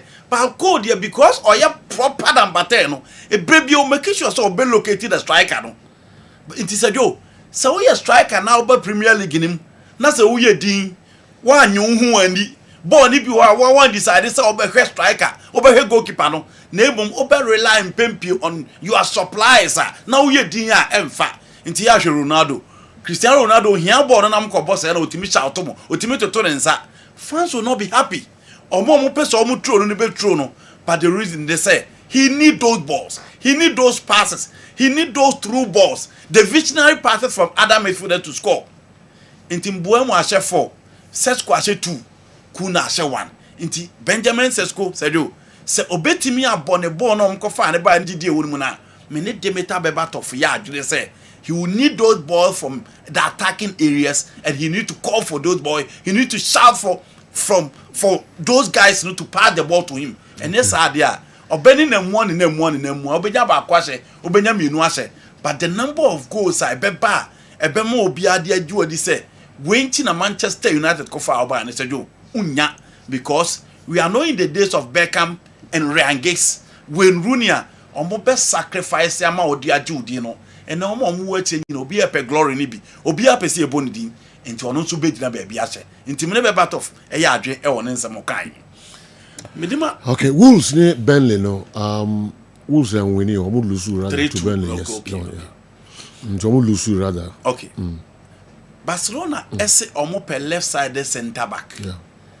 Na omo akache Deco se January ya omo mfa bimra. January me hwe Barcelona na ma hwe central defense. Barca o Aro. Barca o Christiansen. Barca jo coach dey decide say Obebo Kubasi and Eric Garcia. The question I'm asking is say, to see ya pass okay Barca sika se moi. And you share world football ni see left side center back Bastoni. Alessandro Ribeiro. Se unim Hansi Flick. Hansi Flick e o Bayern Munich. Now put David Alaba as a center back because David Alaba is left. Se David Alaba ni wa in some games now timi bo Lucas Hernandez as a center back. Lucas Hernandez is a left-footed player. Now last season ade ba ko a ma ne high line no adwuma pa Inigo Martinez. Until you say hala na enya adwuma no, he need a left-sided center back. I agree. But a center back but say yo, say see he need to improve those center backs available. Say Christiansen ye fit as a do. He's a good defender. I wrote your form now you're on and off. But say do the coach need to work on those guys to perform because a nebas and this guy almost they cover 80 million pounds. 70 million euros, 90 million euros diaba na general team next silly. Apart from that, Hansi Flick ain't holding midfield in a year. Because playing 8 and 6, omo ntimi nya adwuma na number 6 de be ma no. Nti adwuma na Pedro Koso Vini atadi mo no. Number 6 adwuma obe clear lines ready amount. And I know she crunchy tackles and natural many call back ne so. Basa able 2 central midfielders are adwuma omo ye hold na ye pass it na ye mo ball ne ho ban se de ba e betimi akura ball no but the moment ball no mo be lose na in defensive transition no who pivot to be as or disrupted the opponent play and answer or more put the back line to make sure say central defense no e betimi ejira ye no ho atob no ma perform nti hwe Kelele Mbappe o red defense ni with ease hwe Basa boy Ivan Romero for Sevilla already defense with ease. Team Barcelona no mabonyina. Even Mayolulu kura buy for PSG already Basa defense with ease. It for me a center defender ye benya no ebeboa but you know enye honko Basa need a pivot with a different profile. Obetimi ama central defense no atop. And yes obenya the left side center back but the Champions League na person win you know. Through big games now. Your midfield will be exposed, and the moment your midfield is exposed, and I'm saying you need a pivot to prevent the opponent, our defense in the exposed. The anti-flick more man any concentrate defense but on the defensive midfield role for Barcelona and so can Dr. Franco Naro. They did kind of EFL, that's round 4. Now, there's some interesting fixtures and they are 7:45 the matches in the Basel. Yeah. Yeah, but I think for me the biggest game is Tottenham versus Newcastle United. Okay. That is 8 p.m. Spurs is playing very well this season, but one team I almost struggle against Newcastle United. Thomas Frank Abesisa Niema Spurs is playing well, but I think say Kudus in paying for no way Jumaye and against Newcastle United. And they are kind of lot about Choir Oliver Glasner and ne Crystal Palace said it to me friend Liverpool faso. Mekamia kwesi say Liverpool ya jia to me say ma Hugo Ekitike chance more whilst Alexander Isak a free bench ediba. Mo Salah is back. It's another tough game. Liverpool losing some 4 Premier League games in succession, and this game has come at the wrong time because Team Crystal Palace can do anything. But I think Liverpool stand a slight chance. Last season, this fixture and Crystal Palace ni omo boy omo de 1-1 echo into post match penalties. Crystal Palace eliminate omo. A tough game for Liverpool, but I think maybe this will be a recovery time for them. General and some kakresi wa Napoli. Ni nyina ne say Impra AD team my friend Napoli nya enti Omonia Bre already as we speak. Kevin De Bruyne is out injured. And there is this boy, Stanislav Lobotka is also out. And Tien Komona, January, they are Omunim say Ombe Luzi, Frank Zambo Agriza to African Cup of Nations. And Tentemia, so many midfielder. And no, and Omdu Mania see Old Trafford. So Moko Kofa Brantia, your friend Kobe Menu. In recent times, United rejects our Mako Napoli na famo mupa. And then Okoa McTominay is a hero in Naples. Arches a jumobo and easy. Nanu Yansusono Rasmus Højlund and Soko, and he's one of their star performers in a current season. So they think Kobe Manu should be the deal. Kobe is struggling to get playing time at Man United. Kobe Manu and Casano, for me, the major competitor in United is number 8 position. And the captain of the side, Bruno Fernandes. Entire things will be playing time. Against Chelsea, he was given 3 minutes. Against Liverpool, he was given 5 minutes. World Cup, and so Basea, players are more prospects. So national team, no matter World Cup, they become extremely uncomfortable sitting at the bench. Already, Kobe Manu when you chance on national team into Oshesen Kebia or because when you're playing time in summer or requesting for a loan transfer. I think the way things are going, maybe United may consider giving him out on loan. I'm not too sure if Napoli will prefer a loan deal because say age a major factor. Midfield no 34, 29, 29. So they need a player who is young. I will be reducing age, say they would want Kobe Manu on a permanent deal. Most of my United fans wouldn't love to see Kobe leaving. An academic graduate, a star boy at the academy level, got into the senior side, straight into a national team, and now he's not getting playing time. But Doc, do you believe the presence of Napoli in the man chance? So you be man chance to wake up maybe. I think so. I see. I think so. Sir, because maybe Italy. Like chances, there were times Smalling was playing creditably well. But he was not considered. But he was being overlooked. Loftus Cheek echo Italy, but I think sometimes from Italy he was given some chance. Only Fikayo Tomori, they are playing well with even AC Milan this time around. But Sergio, consideration those, especially in Napoli. I was that time na small and born on Nas John Stones and Maguire more formal. Yeah. I think that they can teach in another factor. Yeah. And again, they are having a different coach. The Thomas Tuchel can consider him. But midfield, space you ho. Because Adam Watte mobile and the hype around and the Elliot Anderson. Elliot Anderson normal, but also about into the system. More hype. I think say a competition, any league there rather. Because Radford say Thomas Tuchel is a Radford player, but he's not in England. I think so. He can be considered. Whatever it is better playing. Or chances are higher playing week in week out in the Serie A than bench. Man U. And bench in baby it doesn't look like he's getting the chance anytime soon. Technically, it's difficult for him because a bad didn't say coach in Bebo Menu Bruno Fernandes at 6 and 8. Obi be careful also.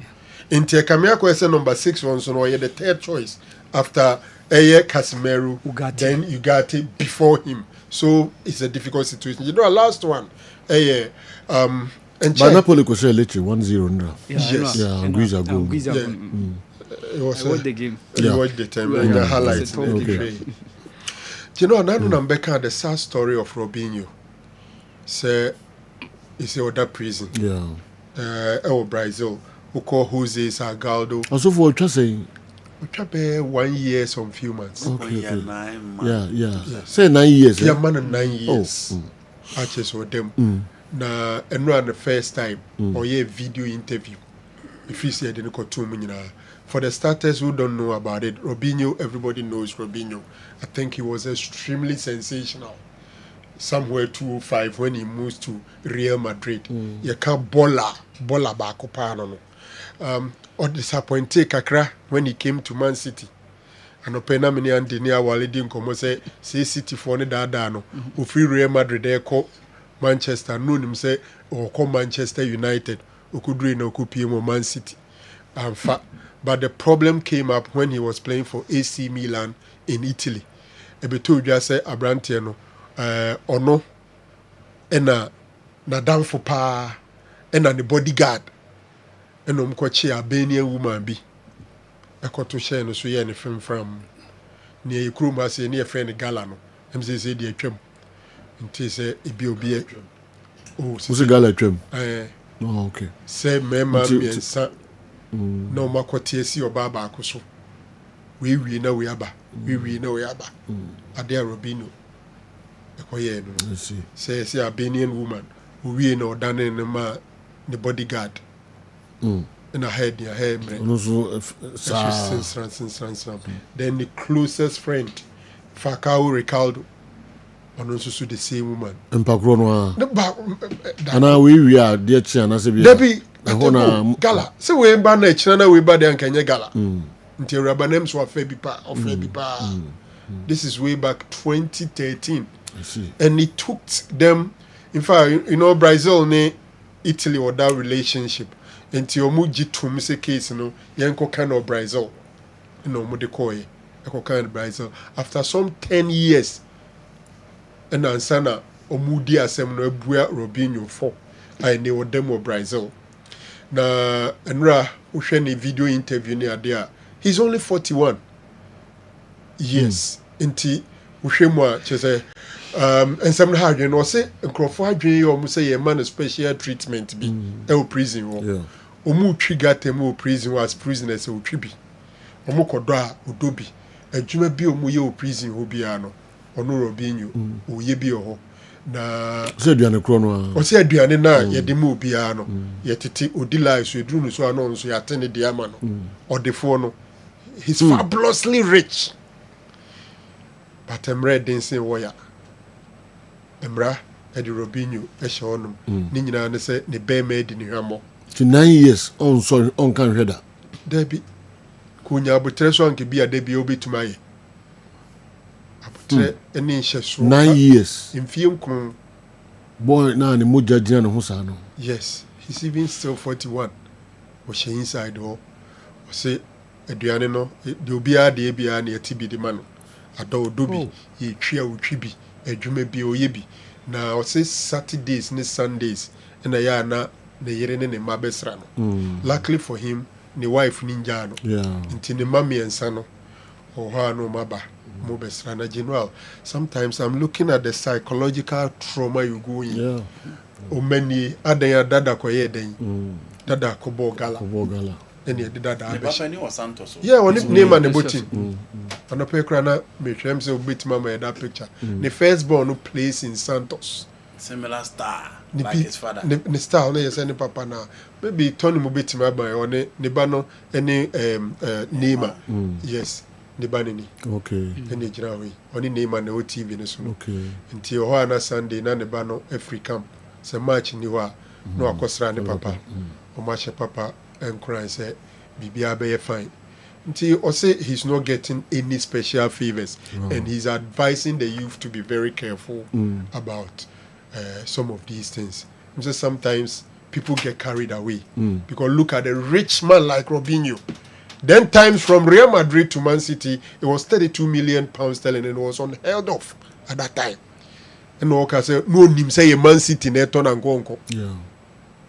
So City for no money needing come so we are taking you to Manchester.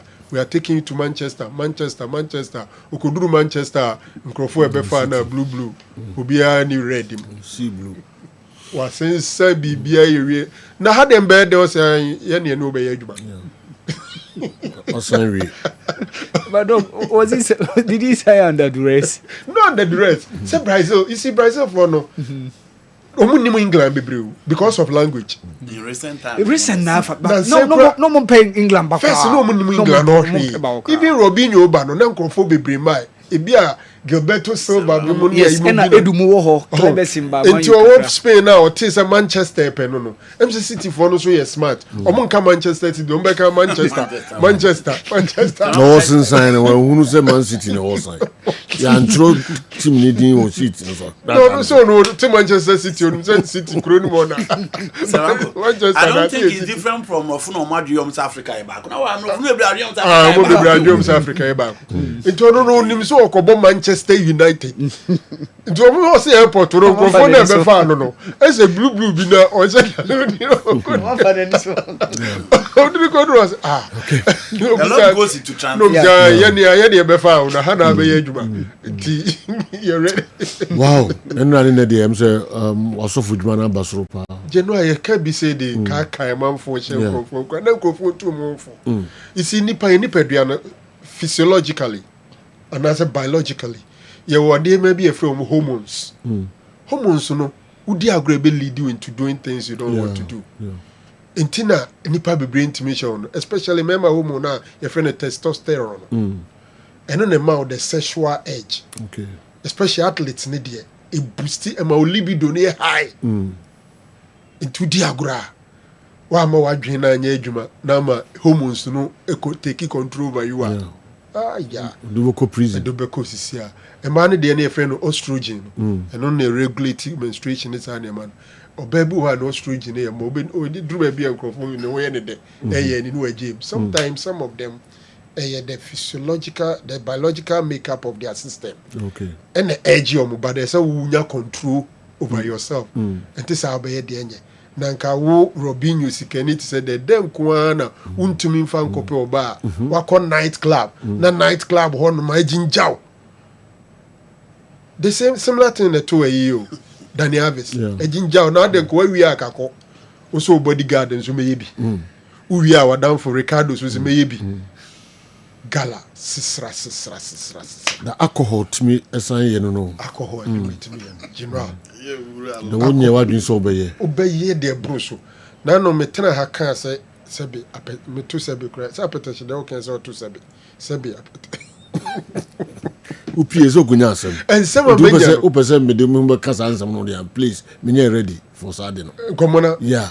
To the obodi o matema koso na di o matem. Me ni o matem. But you see apetition man nipa ko fa sebe yenu ya omu ye adwuma na base for me anno ma petehia ba wani so ko fa base ni ba o de na ni ba no so no de duru ni fi oba ba pepe na yire yes ebo na dwi ban so say evie no de da ba na ni me bie pro no na reverse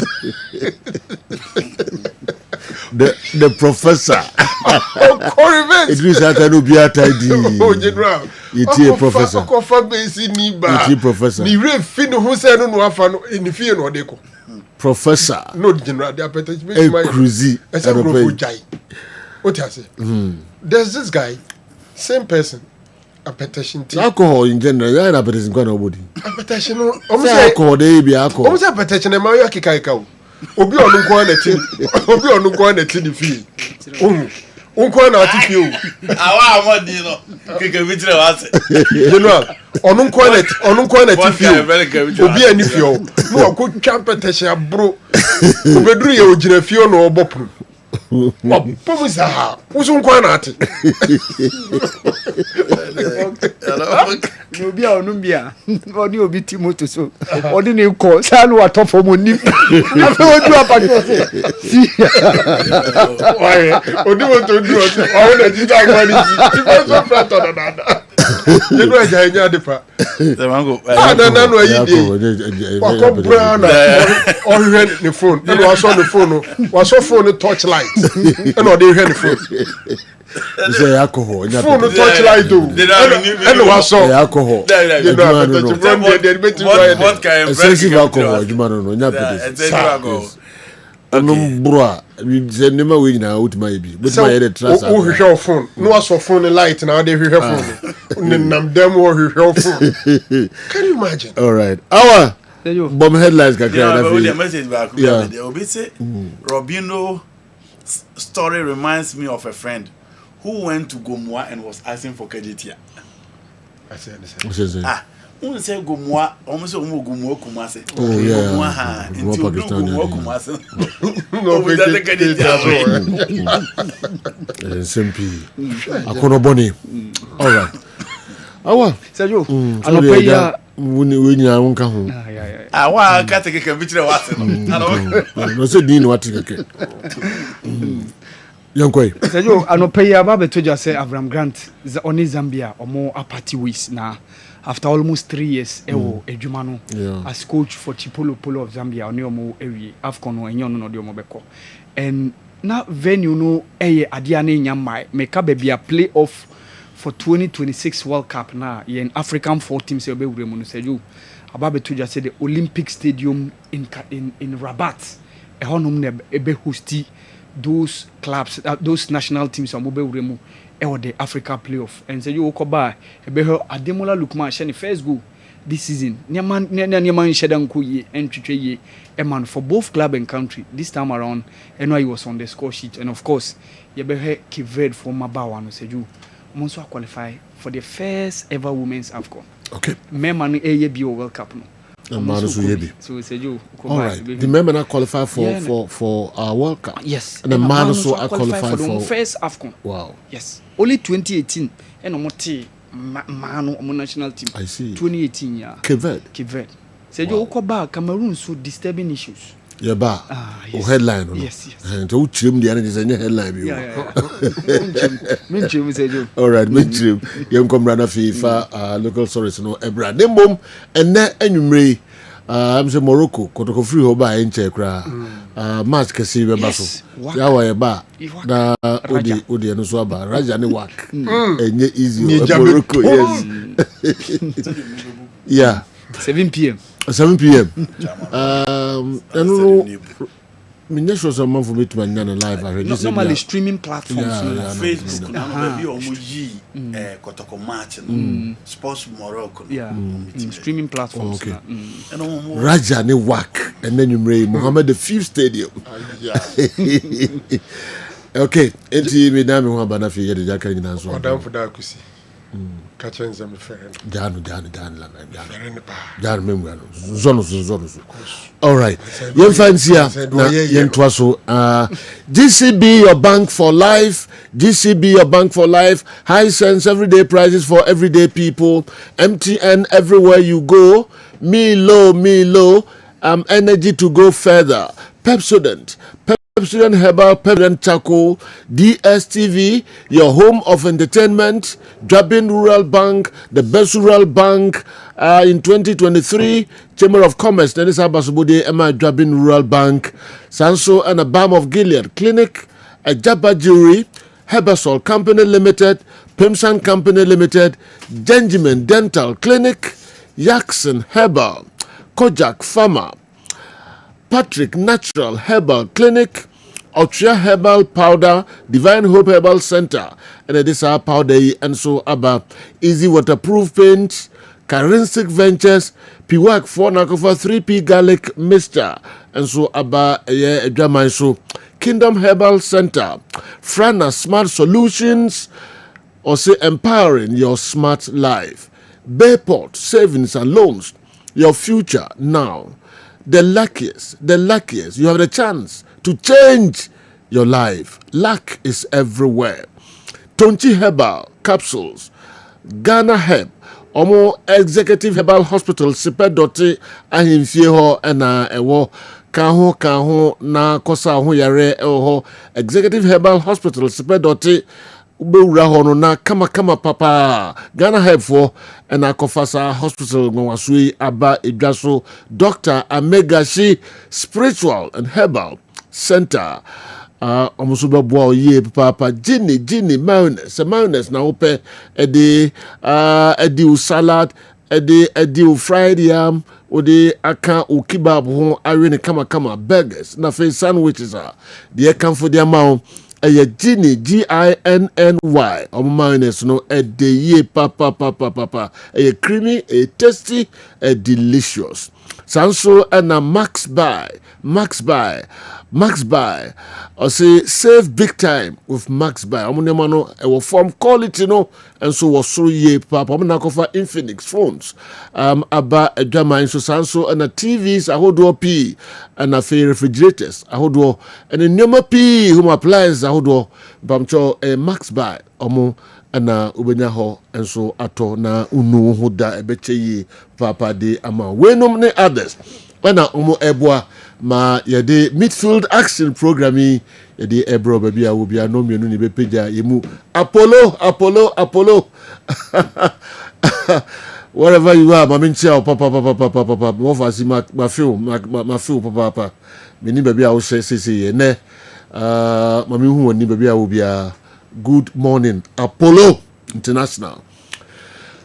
Let us say Sergio nyami adom pacho me ho ye e nyango pa se pa 3P garlic mixture boy nkomode medase Yemetiefo nyina ache emubibia akwaba e de ba Kessben TV so e na fe Kessben FM Kessben online medof me busasa ompo no emutesen megide se waje me so ofie se nyankopon adom oho ye papa na wotwena sa akwa pro abetu asundwie mu onse na wotwena de ekọ na abetu ye ekọ na abetu ye chese nyame waya ade pa ye bona baso ewo de woye ewo ya brabom esanse na wotwena kwa enye obia na beto no nte beto wa na wadi afe enti na se piwak natural ye no tena se sei na ye di apomde ho nkomo a na ebusa wo se ompo no emutesen no waje me so sei nyankopon adom oho ye papa enen komo amene wo edi every piwak natural I did 3P garlic mixture abedwa so ena da Kessben TV na o hwe no eye se ya na etie enti eba na aka che o se twa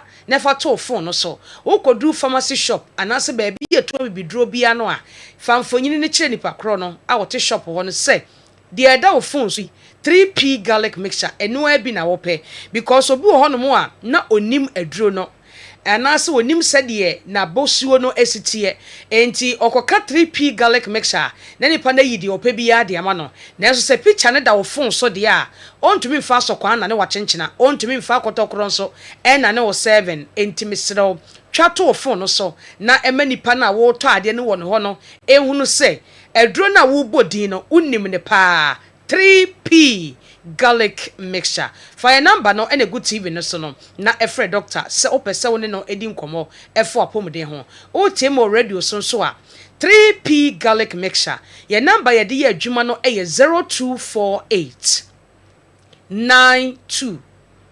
8824 0248 92 8824 made for 3P garlic mixture edredi empene say obeto no wanom na emom se woto na wodi kodu fie onom nko ade a won sese 1-2 sika enwu na edro papa nso na woti usika edetoye edro ase wonom a se anopai na nya aduane bidie na wonom ya the whole day no be se one medro papa bi akonipadua ne mu a eyo mu adwuma eya na wo ye no phone wotimu se wonam sisi wo so yie enema nyina ye si one time e de amawa onum 3P garlic mixture no enema bedane wotimu se demu nyina wo ye very active ohun aye den ohun aye wo no phone ni hojo no ni nyina ebejai because empepi no se emoja endu mu afurusane yi a etama wo ye mmere e wo widie mu enen ho nkomo na meni udi poor blood circulation se emoja endi ni pedua ni mu afurusane yi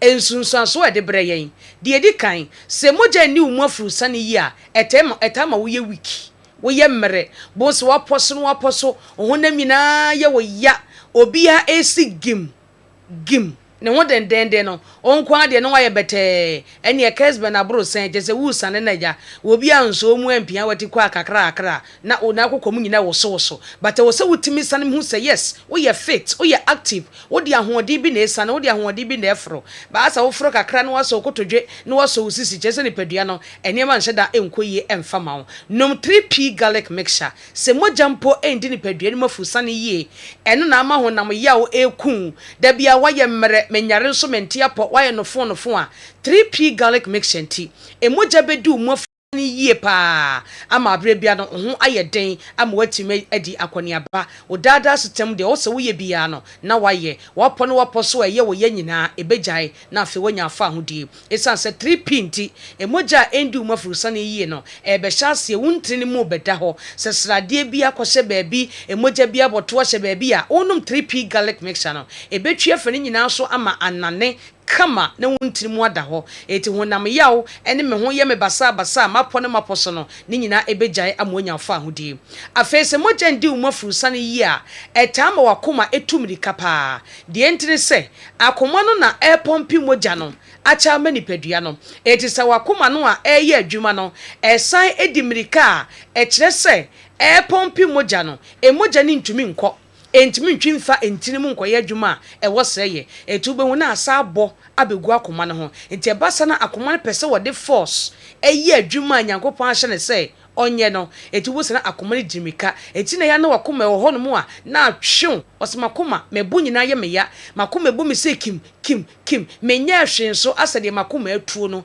asade ma bre no onante ko ha ne ha na akoma na bibi ya ye no emoja ndu mu afurusa ne yie ene ta kofa anisubiriye de ba no asade obi atwa wani so no wani so abrew by force wan hwe ya wo betwa ahwe sabio mesraw emane nkonkoduru saa P3P garlic mixture nenom untiri mu beda ho edisa akoma ne pompi moja no a ebekọ ebesane ebefru baabi akoye adwuma ewo seye emoja ne nkonkopem srade bi enkopem emujatoa bi na asabo abegu akoma no ho na ha akoma no ayese wodi funnel ebu nsu egu gallon mu na mu ofin no wohwie nsu ne gu wo se epu basoro an entumi nko eye saa na se emoja endu mu ofrusa ne yi a akoma no eye P3P nom na emoja ne ntumi nko na wakoma no ene din boko na enye adwuma nyakopon ahye ne se onye no afese moja ndi umafrusa ne yi a etima wuti pai wo pa ene de pressure eba no pressure na fei uti edwa wo se ga je se obi kasakura wonte mesraw P3P garlic mixture na enonom ebeboa wo pa ama pressure ne sane mani nyina be free honom eti paye no a akofade abrɛw no ebejai amonya afa hodie eti obi a wo hono utitaye wo ya pa no echew se moja ni umafrusa ne yie ta num nsuo bebre na efa 3p garlic mixture eka ho ebeboa wo pa ye number ni efre Dr. Cecilia de mebu boso ye bia wo hunu bi frɛ ne ani nkomo ye number no eye 0248 92 88 24 0248 92 88 24 medofo se moja ndi umafrusa ne yie nso a etimi ema oho twetwen ye ka so bi ho twetwen a ehwa na asa wo ye obasa asa wuntiri mo twetwen asa oho sisi wo ho so wo ye obasa wo tena se nya yie wo gina ho nya yie enti obi busa wo se de na ye wo se chale minua me ho ye basa kire se me hu de ye me aha emoja ni umu afrusa ne yie enti na wo hia 3p garlic mixture no bi saa ne mani nyina bejai na aboawo emoja ni umu afrusa ne yie so a etama wonsam ene wonamu eye nwunu ene wan hwe yi a na ede numbness titriti na de bro afobo so ho na wonsa no na emoamoa wo ho na se wonsa no aye titriti na agene onan udi sifom a onte kura se onan na sifom no na onan ma yetofo P3P garlic mixture no ebeyi sa ha no nyina afiri ho eho aso ni padua no wagene pedro ni bi no medofo ebeboa wo borua pharmacy shop eni ba bia to bibidro bia obenya 3p garlic mixture ato edie ne kofa we mu nyina de ba mesrew oye adwuma na wo braje wa home stress bre eka ho pa bre wotena fa akonso cha na wasori atentere wo mpom kakra esada so wanye sai ma moja no entumi ne afrusa ne yie to wotena se kakra na wasori agina wo kakra adwuma wo ye ebia wote fa akonko a ehwo na wasori agina wo kakra an ebeboa wo pa ena obi nso asabi wo nom nsa bebrebe eno so entaamwa emma emoja ni mu afrusa ne yie yense wo bi adwuma na emom ye ka no se be ye beboa wapom dinti afi obi nso ho no akese moroso waye se twon won sentua na no we de ba no wojewe we de kɔ no wojewe anadwudidie masrade doso eti moja ni mu afrusane yenhwe we mu nyina yie se be ya ebetumi aboa ye ama moja no edi akɔne aba na edi apomde mapa abra yen Bora pharmacy shop bia eni baabi ato abibidro o se o pe 3p garlic mixture bodi ni keke ye beyi bi di amount kokonnom na abehu se adro papa de eno ahonkomo eni eni wo edi e wo Kessben TV ye number ni efre ye na mencho baabi abenya nnuro ni biato e wo Ghana ha baabi a ye number no e ye 0248 92 88 Medofo kai se 3p garlic mixture e wo toam se da wo hwe no TV no so no ehwe ho a ebo enti wuto a no wasom yie ne ti no so ye kokko broni beka se e very portable and affordable efo e na timi so de ko baabi a fa show bag mu enhwie ngu enye hwe 3p de te se edro no yetene so a ne ya sore kuma se bora kolena keba Dani Heba Kriske Heba obenya 3p garlic mixture hofo nko Abet Sam takrade AA Mensa Koforidia Gabson Pharmacy ewo ho Momuni Away Enterprise ewo wa yene cathedral ne dihwe ni mu wo fa kwadwo Heba temale bebia electromat no wona woko UDS nso a Charles Heba ewo ho obeyi bia ma kama Wedema Pharmacy ewo Ashaman Little George and a Health Alert Clinic omunyina nso ewo Enknan wodo ani kire Okanshi drug lane so a obenya bi ewo King's Walk Kofsam and Angel Heba edro ni ye 3p garlic mixture 3p wo de tire to baabi kakraka wo kwa ne kura fa che nipa ne se wo pe 3p obeyi bi di amount je number bread yon koma twetwe no AC no ne ko pe edro ni bi to bi ma ne wunua no e wo abro chire awo ni nti asma no ebeboa wo mo pa na efri ho ama wo mo number no eye 0248 92 88 24 0248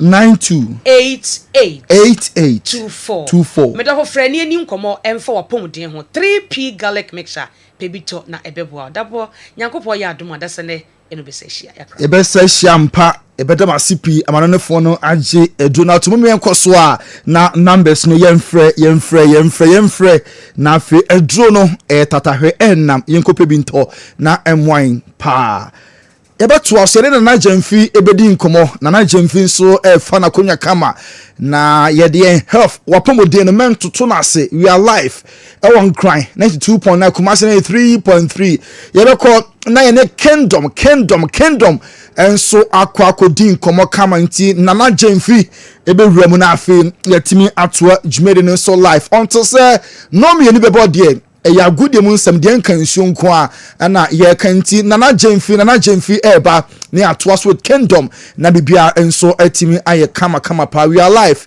Kessben 2.9 3.3 Kessben television so betimi the message aba na se jo ni abejafo enso aye ho adwuma kama enso ede amount enti ye ntoa so na bibia ebokọ de modro ne de sese nkofo tu agusu Ghana man kuma smani asanteman obi agi atum se eno ene aduro betimi aboa pa sanete nti wafo wadwane de obi agi atum se ye pe good news kingdom inro no eno ana obi a eka ho se sabroche fo no na edi dwa asumu titru eye we no hu bi da kingdom garlic capsules no kaish sene amanfo di ho adanse ano den no almost a show botoma obi akura hu David a portable cute one they are shimu secret no be so ata so kama fa bia no eno no obi eka ho asem nene no Tony de ye be ka ho asem pa no eye emema no okay kingdom ginseng power capsules ene kingdom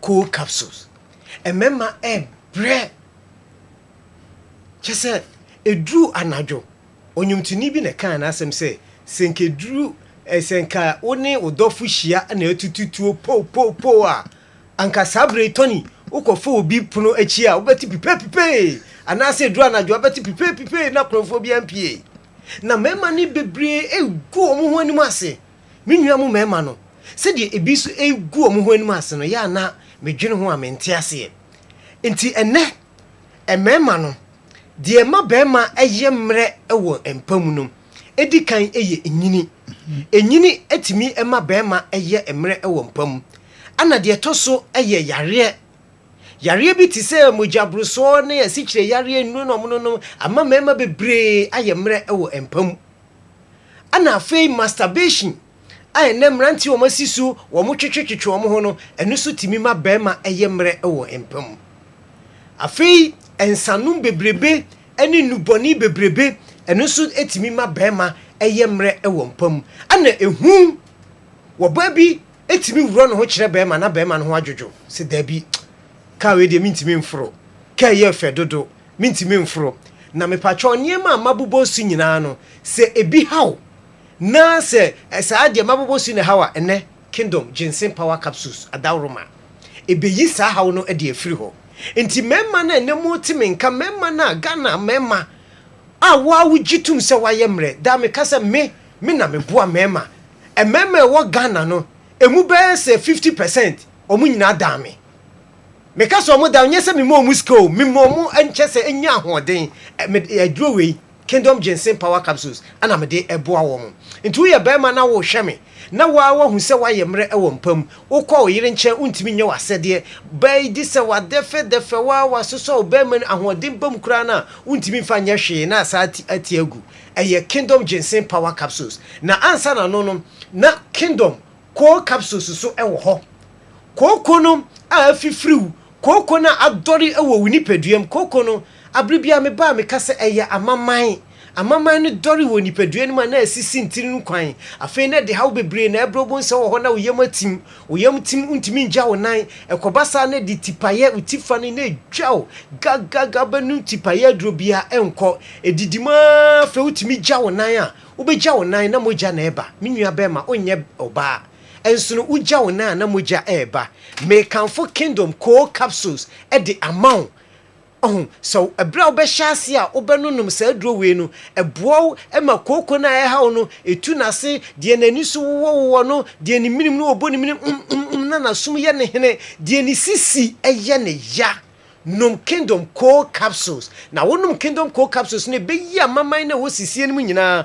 na afa wo de kingdom ginseng power no te adrowe mienu de bia me kasa ni mienu na nanti bom wo ye bema na sa wo hweme anopai na wo gitum se wa ye mra eye kingdom ginseng power capsules and kingdom core capsules ana mekan for ediamon me pacho ensema meken ebia opemu nchiremu bi oho chire o number no ne good tv no so mo amhwe tv no number no betimi afra ye 059 0559 76 11 44 0559 76 11 44 and afi 0597 29 88 55 0597 29 88 55 eye number say didi djuma e ya so enti wo a wo hweme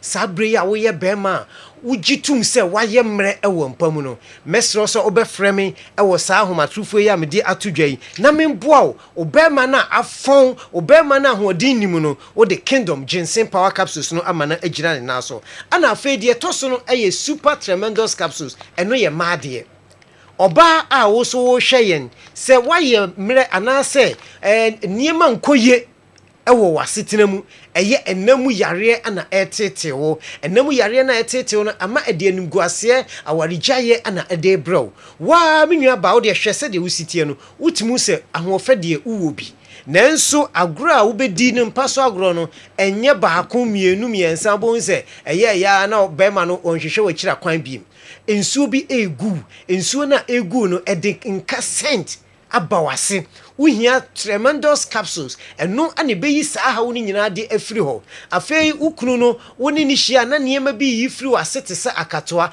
eye super tremendous capsules no ene beyi saa ha woni nyina de afiri ho de ama enye no nko esa beboaw ama oba ukunu no ni hia wo se ne hunsuo no kowumu se ne obetimi anyinsan no entimi enye saa ema super tremendous capsules no ebeyi enamu yade a ha oba na asasiesiu amoa yo basima nti abribia wo dofo ukunu beba wo nchen no na ni gi wo ho nti me kanfo saa enuro wei de ama obi biala wo hweme ene anopai se onkope kingdom enu papa ya abadwaso yi na emoa no na oba wo de na aye enamu yade na adidi mu ache no obehia kingdom garlic capsules ene ni bitters no aka ho na aboa because kingdom garlic bitters and capsules no a boy to infections ase edi free ye nipeduam into what infections how bia wo ba o bemo kingdom garlic bitters no yema into a man no unya tremendous capsules no ka kingdom garlic bitters and capsules no a ebetu sa haw no enam yade no ebetu asien ten edi afri ho edi ama na mepacho yenure ya topaye no so wuyi na se o no ma hwe se topaye no ho ya twro kingdom edi agu ho eno ebeboa mo se eno ne original wine no enti ya na wa hye no so edi ama me number ni biem 0597 29 88 0597 29 88 55 and I say 0559 76 11 44 afi die di twato no kingdom garlic bitters and capsules na kingdom garlic bitters no abribia ye ba ye ka ho asema kyerɛw ene ope garlic dre di kan ba ye Ghana fo nyina agiatum se eye papa over 15 years ago ana kingdom herbal center for this adruwe e ba ye na sadruwe na wonoma enane srade a ewo nipaduanim cholesterol na adoso wo nipaduanim wuntri na emu asisi enam srade na adoro wo nipaduanim a moja ni ntimi ne afurisa enko ema no eye kingdom garlic bitters and capsules no eno ana se wonoma eyi sa ha wonu nyina edi free ho edi ema afesu no ebasa na obi wa wotena se check across ananse achime nan ananse achime nsa na wonsa ye titiriti na wo chese wona ye titiriti mu a mo wo sa ha woni nyina no eye kingdom garlic bitters and capsules no eno ne be yi wo mo a wo mo nsa ye titiriti ne wo mo na ye titiriti ebo ho ban sa free stroke ebo ho ban free eye akomayare ho sanso ana de pressure won so de diabetes e won so no eye kingdom garlic bitters and capsules no eno ana mekan for ediama obi nsusu wo so a ono nsusu no ne nkwamo na woni nipadua mu no abafom so shas yes wo no kingdom garlic bitters and capsules na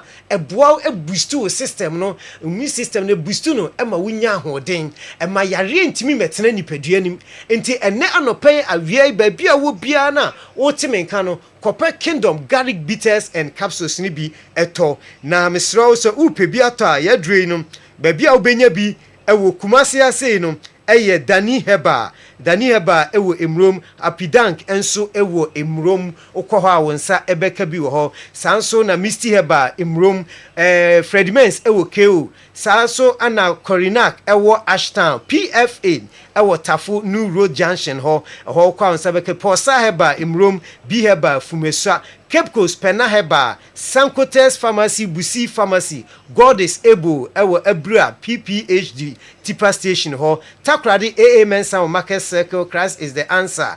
And so, ewo eye Takradi, Nimdie Heba, Sechas, ene Kojokrum Pharmacy, Takwa, Owas ebibidro fie afi Joy Heba na Brakatu Pharmacy ene Jinap Pharmacy asimfo Suma Madoris wo ho Francis Mensa RK Ampoma ana afi Enkwa FM manager na office kwa wonsa ebeka bi Greenlight Pharmacy ewo Sunyan Mose Pharmacy Sunyan ana Newborn enso ewo Brekum sene me kan ye no ye number ni Good TV so betimi afatoni me de me kasa ne ba wie no ye penani ene na aye adwuma ti se wo a wani je sa adwuma no apese woni ye no number na edikan no TV no so no 0559 761144 0559 761144 44 mo a mo penani no mo mfrɛ saa number no na sɛ ye nnuro no ho nsɛm ɛne nkɔmɔ a mebɛkan na wopɛ mu nkyiremu a ɛne ye frɛ me ame number no na ɛda ɛfɔm no ɛyɛ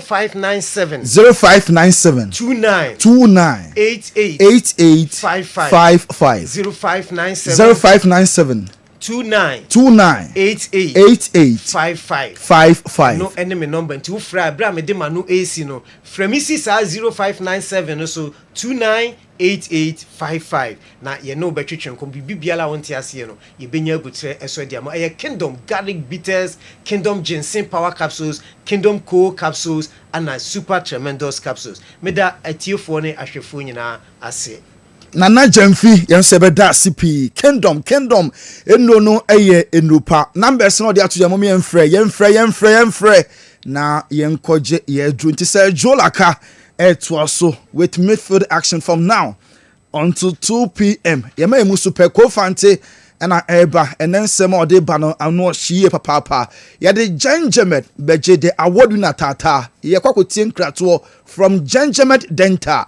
ya bape ya wo more from the local fronter yede besumetie for eni ahwefo Omakwa baba Gengemen Dental clinic yedwumadi ayedi ane sɛ yebesiesie wosen na yɛbɔ wosen ho ban ama wonum enso ate anase wosen animonyam so afa ne ntoma pa efira Gengemen Dental sɛ oba ye clinic wa enema bibiri na yeye efa nipa wosen ho ene wonum oba Gengemen Dental yeye consultation and examination services problem ben na ekoso how ben na ekoso wonum na fi wakyere anamon a ɛwɔ sɛ utufa ho na itimi eboa afei yesan eye cleaning services oba ye profession no na ye finish killing and polishing se ebia enema bi ahyehyehye esen no mu se bi o kasa etimi mapampan ene ade eba mu oba hwa etimi ewohoro wonum eyi saa enema no nyina edifri esen ase esen tibia na asesa no esan fa ne ntoma pa edifra obi wo ho na tokuro ato ne semu anase ne se no eso ebubu anase wanya fracture esen ankasa ebu eno etimi eye failing enso so na ye de amawo anase ebi nsusu na obi wo ho wabase ne se no watena se ama esen ase opese otu ne se no eno so ye frɛ no extraction oba ye extraction service eno so ye betu oseno edi amount afei ebi wo so na ne sen wanya missing teeth ye woni si no ahodo bebre ye frɛ bibi se dentures no ye de utimi ehye na wotimi asan ayi wa mu utimi yi na wasan ahye eno ne frɛ ne dentures no oba Gengemen Dental ye ni nyina bi wo afei ye wo fixed one no anase ye ta frɛ no permanent one no eno so ye si a untimi entu bi eno ene frɛ no PFM bridge anase PFM crowns eno ni nyina no oba Gengemen Dental ye ni nyina bi ewo ho afei so ye wo bi se braces ni ese oseno kwan de dem anase emu atetete bebre eno no oba yetimi ehye braces no within some period na oseno asan akurusu kama na ma oseno atimi ayeden anya ahoden afei obi pese oye teeth whitening o pese ode don hwere bakope eye oseno fitafita te se le o ne di so da oba Gengemen Dental ye beye oseno fitafita e dia mawo how bia eni ho abefo kwan so na ye de ebeye e dia mawo afei obi pese o share ne sin gold silver oba Gengemen Dental ni na ye Gengemen Dental clinic ye tia kwan enya yira kwan kura ye wo Koforidua Central Police Station enchenwa ba bia market no ewo no ufri abronsan na new story building na okọ Central Police Station no Gengemen Dental branch ba ko ewo ho na wodru enkran so aye wo nungwa usi nungwa main lorry station hokra na ofra nurse ba ko bra be fa anase station na chi authority street ne so Gengemen Dental branch ba ko ho na atomic down dome kwa benya runabout no so ho Gengemen Dental branch no ba ko so ewo ho na wodru takwade pipe ano traffic light na ewo pipe ano ho no obefa kwan na ekota disco junction obepa junction no kakra ko wani obo se OGN bank no ewo ho ye ne OGN bank na ne wo the same premises na kachiman so ye wo magazine market kwan no so ha onsa nifa so ha Gengemen Dental branch ba ko ewo ho anase opposite AY Ahmed na odru Kumasi Abrepo junction total filling station wa traffic light na anihwe G runabout no free total filling station na yabron sign no na edi ho direct opposite to the Methodist school ho na Gengemen Dental ye wo Tamalin so ye wo tishigu ufri yabron sign na okọ MTN main office ye ne Tamale post office na edi anywhere ye adwuma free eda joada kopem eda memeda Enuanom ne adofo ye frɛ me Dr. Dawood me na me da Dawood Heba hospital ano na enam me so ena ne Dawood ointment Dawood 360 capsules wodwa man so a ene obi adi hu adanse na duwei edutwem Dawood ointment o se fatwi na ebeko ofa Dawood 360 capsules or CC na ade wom na drum yenu we e adwuma bom obi a osisi ye o yapa de obeye ne se o de Dawood ointment no etwetwe osisi na anopa ene anwumre a na nsa bia no na o de bia bo asawa obetimi de atua o dware wi a fa Dawood ointment o de te ne fa sra ta bre kro na no na wonom Dawood 360 capsules no anopa ene anwumre na dance ye na ba amane o de enko na enko ti dance ni bi Dawood ointment edrowe be straighten and well done the toda me po djuma na me honam nyina me hu bibi enyi ba sa minya sa Dawood ointment we na me twitwia na no paso binya Dawood 360 na me no mo ese kware me ye adwuma kura se kane no te drowe de edima se mama na be di so asema mama electrician na ye adwuma ekofia yentimi na Dawood ointment so ye adwuma na obra okodru fia fa twitwi ade be che no na ho aye den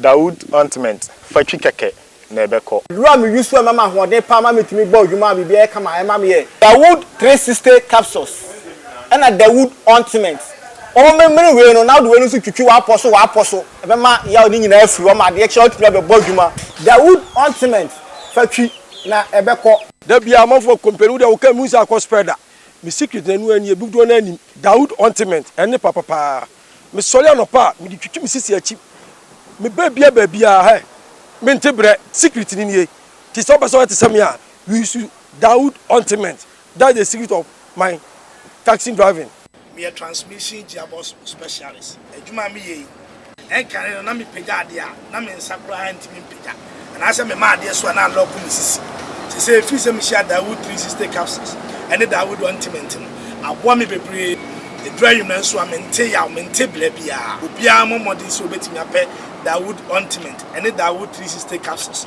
enya bi ato odofo se watibi adro ya me ka ho asem no eno ho adanse ene wono madi no ko pharmacy e ben wo herbal shop e ben wo ne koto Dawood ointment Dawood 360 capsules na se de enkrofo di ho adanse no wo so be di ho adanse wo pesa wo frɛ ya eno na wo screen ase no 0244 886437 na 020 168 1717 baby a yeton adro wo man Ghana mu bia no o de wura house o pe Dawood ointment and Dawood 360 capsules. Well, in here to also from the studios of Kessben 2.9 and 3.3 Kessben Kumasi. Awal Muhammad is seated. Awal. Yeah, unse na ababe told you say 13th of November and the FIFA World Cup 2026 make up playoff spot na e won no. Already you 4 countries are more kwakowrem na oka ubehu the likes of Super Eagles of Nigeria, the Indomitable Lions of Cameroon, ubeka the DR Congo national team no, and of course Gabon munyina kwakowrem na Tony ababe told you say the Olympic Stadium in Rabat honum enebe hosti those 3 games na ebe basono na interestingly you'll be seeing the Super Eagles of Nigeria pitching camp against the Gabonese national team and of course you be say Cameroon against DR Congo. So those 2 games now ebasu we are winners no enebe shiemu the finals no na finals no ebe basu on 16th of November next month. So 16th you be who country obe we need a playoff spot na eba so Africa no. So that country will represent Africa. Ebeka 6 teams are ebe kwakobo the intercontinental playoff na yebenya the 2 playoff spot na omode be remu into the World Cup 2026 you know. So say the venue for the playoffs no is settled and that is the Olympic Stadium in Rabat. Honum ne be hosti those important games you know. Okay. We can't wait to watch those games. Say you be very very interesting countries in Cameroon, DR Congo, Nigeria, Gabon. So wow. Nigeria versus Gabon, DR Congo versus Cameroon. Wow. And then the winners will meet in the finals. Niobe win Africa playoff no Aobako representing the continent or the intercontinental. No Sergio. And then Mohammed the fifth and Yefediagro. It will be a very very cagey encounter between the 2 top sides in Morocco, Mika Wydad Athletic Club and of course Raja Casablanca. Interestingly, your ball league no as a matches no and yet evenly distributed. say who on the table now Maghreb the first omo that top with 6 matches omo abo Raja also about 5 games Amuda second and of course Wak also about 4 games owing to Wak omo continental games are no more bon that's the reason why omo no outstanding games are enyama so and Raja Casablanca there been some couple of changes within their setup Fadlu Davis or the Simba Echo CAF Confederations Cup final no ababeji ejumana Oye as the coach on the touchline. Bador Banon Efrio Ekobo Al Ain. He's now back team no. Said Bugrin is the one who has been leading the line. And then the likes of Abdullah Hafif at the back line. But you've seen say Wak yet to lose a game in this campaign. 3 games are Omonya win and at the one only drop and Omo 10 points out of the 4 possible games, you know. And going to this game, confidence Omonya after eliminating Kumasi Asante Kotoko so Ebema Wakonsu a lot of confidence. Hamza Anuri, yes, Opera in that game against Kotoko, but he played his part, scored the first goal. Tembikosi Lodge is in good shape alongside Stefan Aziz Ki and over the midfield now over Abdul Gafur Mo the midfield so are also making things happen for Wydad Athletic Club. And the signing of Meka Hakim Ziyech, one of the things are about ginger the work faithful, you know, going to this game. In as much as Onyanya registered to start playing, one of the very, very big news are hover around with that Athletic Casablanca. Imagine this show moon crying so team no ye going forward. Omosa any Sofiane Boufal said you about to just say Omoni Sofiane Boufal so dim komo former Southampton playmaker also one of the guys are integral figure during Morocco's brilliant performance course last World Cup Qatar 2022. So it's a tough game between Raja and Wydad, but for me advantage Wydad. I see Wydad Athletic Club starting at favorites in this game now. Basso and Mohamed the 5th stadium now. And now Ademola Lookman scored the first goal of the season for Atalanta in a 1-1 draw against AC Milan. Now Opesen free team no. At a point in time when Inter Milan came for his signature, showing the displeasure, showing the disappointment, Atalanta are free club no, because he felt saying you obey include Kranon Town after all beginning to warm himself the team no, and I think say it's been good for him scoring the first goal. Oko Cameroon protests are rising gidi. The presidential election of course no ama amanfo ka ho asem but say you one indication about say electoral register no say you na Mohamed Salah picture kan electoral register ye dey two aba no say you Mohamed Salah picture no okay interesting yem fan co politics but say football say ma bemti and ye dey aba so imagine say bia ye koto aba wo Ghana say you na Mbappe picture electoral register. And these are the things that went on. And after say yatuabe we no over 1 week ena omodi declare election no. Ye be declare no mo say 92-year-old Mr. Paul Biya were winning the 8th term obeko standing as the oldest president in the world. Ono na omampenya wan yin chi obia. Watena so since 1982, 43 years and counting. All winning the 8th term.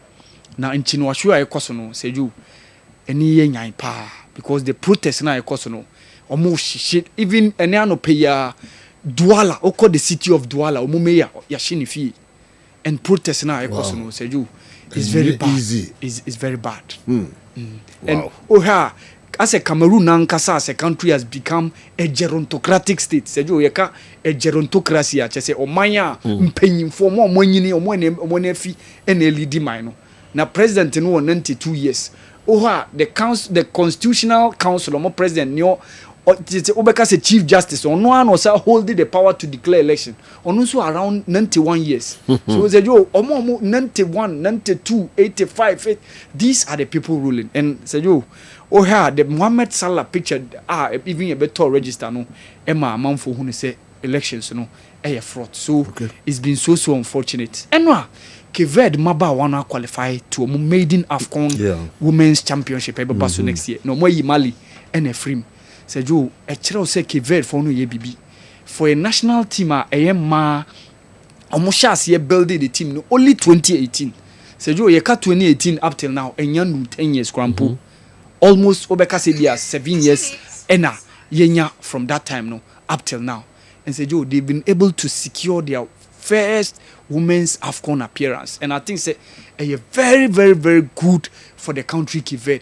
After say omo mano etimi anya omo World Cup qualification ebeba so next year.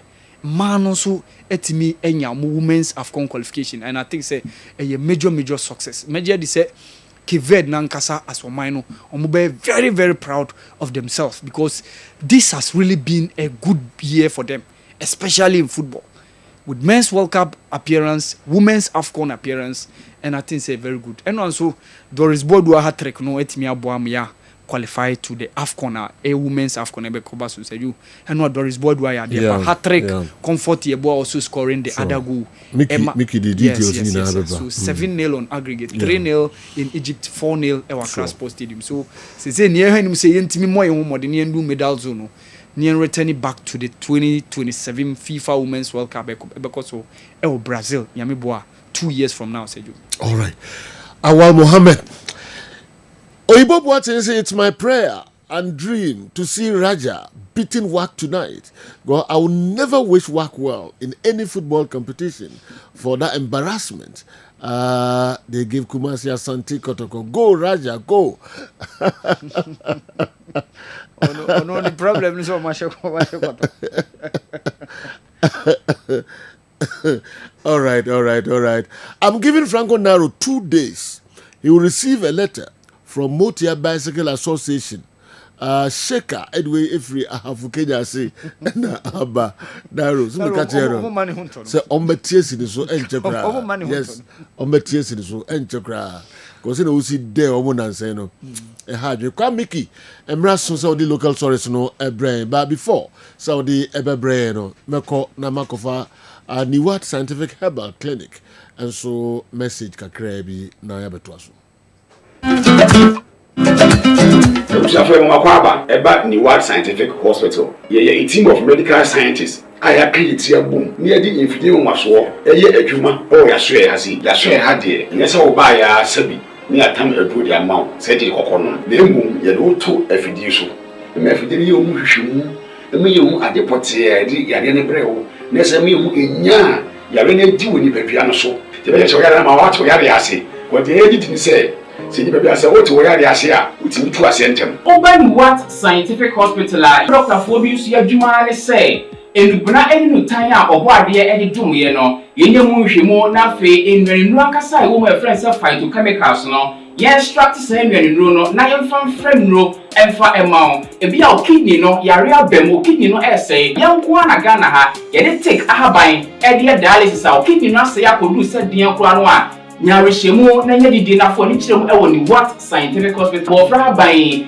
boye ama wo diabetes ye de bofra ban e ne nyama bi efra e de mawo a e be ko ma diabetes na o sugar e ko srupi no e no so aboa ama etimi abafum e bia na wo hwe misisi e na o problem pa e yo mema sem da ba bi wo no ma onya tenkan kora so wo ba beda obo so otimi nya hode ne peja na wo ba hyiemu a ehyiemu ana adwo e no obo so atese ne be ma no ensore kora e bia na e no bia da so a obani What Scientific Hospital enfidi ade ehwe mu beda di amye wo se problem bi wo no mu a ne etimi ehu aduro na afi aduane ye be kira mo adi pressure ti amo akoma bo periperi asem kura si ofi etimi mo amane obi so hweme na ne bia stroke akawa tompam ye kwa wo ye ba wo so ntimi o kasa na pampan boni bi akire ye no halitosis yade baako a ya no wan obi opewase obetimi akade akire wo a ade bedi unya o kasa bia no obi atwene hwene okoda na nyumre oda ojonso antentam ye papa mo mpanifo no e free 40 50 60 years ekwani mo no o prostate na yakase prostate enlargement e ba sauda ojonso antentam ojonso bebransa na ade ache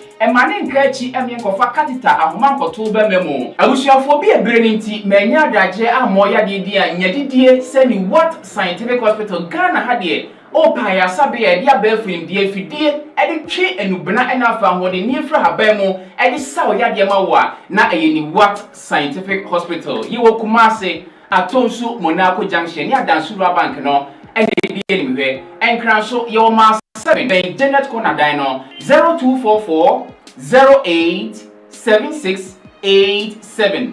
In case you are watching us from any part of the world, whether you are in any African country or you are watching us from Europe, you You can contact us on WhatsApp +233 244 087687 or on Google Map. Just type Niwat Scientific Hospital and you'll be given the exact location. Niwat Scientific Hospital. Nyanko Pwanda Rumenti Wamoto Ebeba.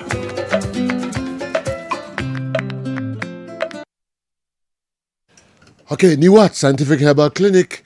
Omo enkrato kakra na omde amaye no monko hospital ho na moni omo enkodi enkomo. Alright, kwa miki atrase e de afisem no enso ebre na afi sunyan zongo na ediwe abase.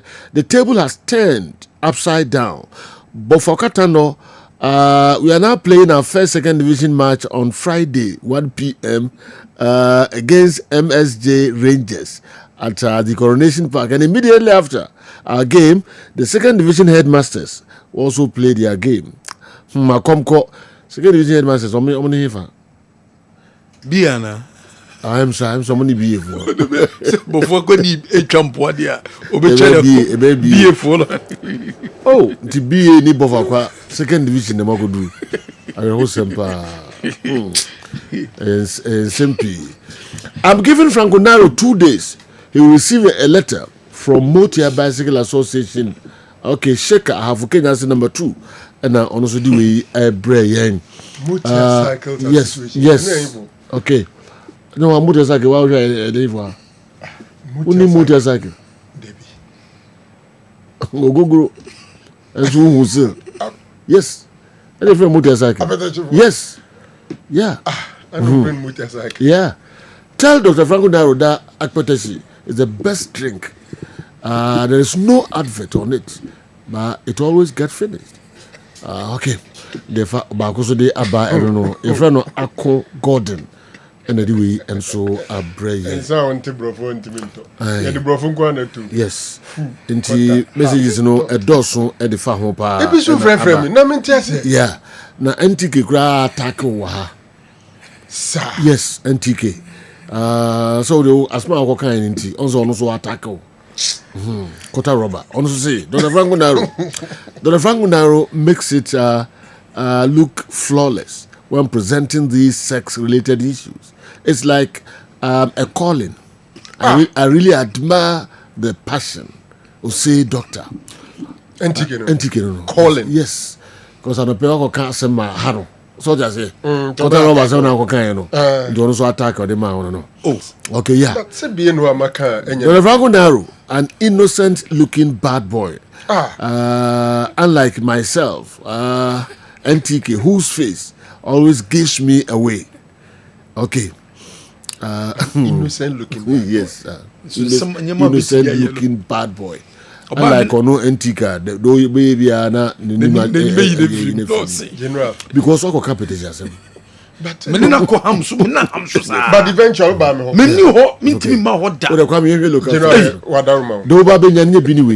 you're ready. Africa free. A Yamakum traffic light or quite usual.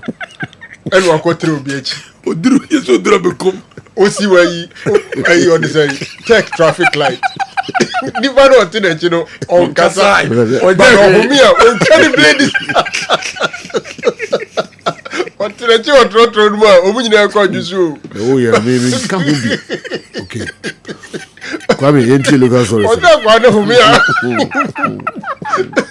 As well as if I'm not back up from because what Steve is your room now go business. Come into you. No, what general Mammy says and free the Black Queens of Ghana. And now, Wakra Sports Stadium, where you WAFCON, African Cup of Nations qualified.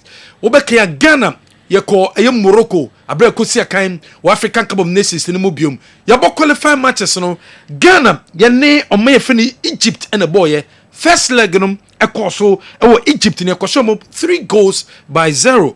And now Omo Pimo Ghana Sansu Shomo 4-0. That is a Ghana a qualify on 7-0 on aggregate. I need team Saudo and a team a qualify and so Ekuyenim. Coach came last. One a coach a day Emma Bobokunum. wakasa da fa qualification ho so gidi se qualification de ye na de be boa pan se obetima ba last four no mu na etimi aboa ma Ghana Brazil and the Baba World Cup no you betima ko take part our World Cup no mu ebi coach Kim last summer when we took the bronze medal, so of course we want to play the tournament again. We also know that the potential can give us a chance in the what's going to be the biggest tournament in the women's football history, the World Cup in Brazil, if we make the top 4 in WAFCON. So these have been 2 extremely important games for the team and for Ghana.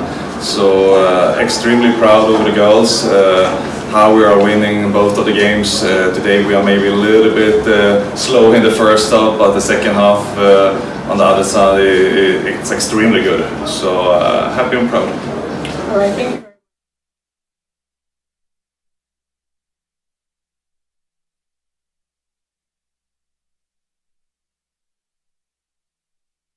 Summer coach Kim Lass on a coach the Black Queens of Ghana what they etuja so qualification here but Brazil no o say timi ekobi what's about Ghana we enjoy ye papa and nunti o hope say obetena Ghana ache no wetimi aboa eye Ghana ye female national team no. I can be completely honest. I had another 14 offers when I signed for Ghana, and I did it for the reason because I want to be here in Ghana, and I think I can help the girls and make a little bit of a difference.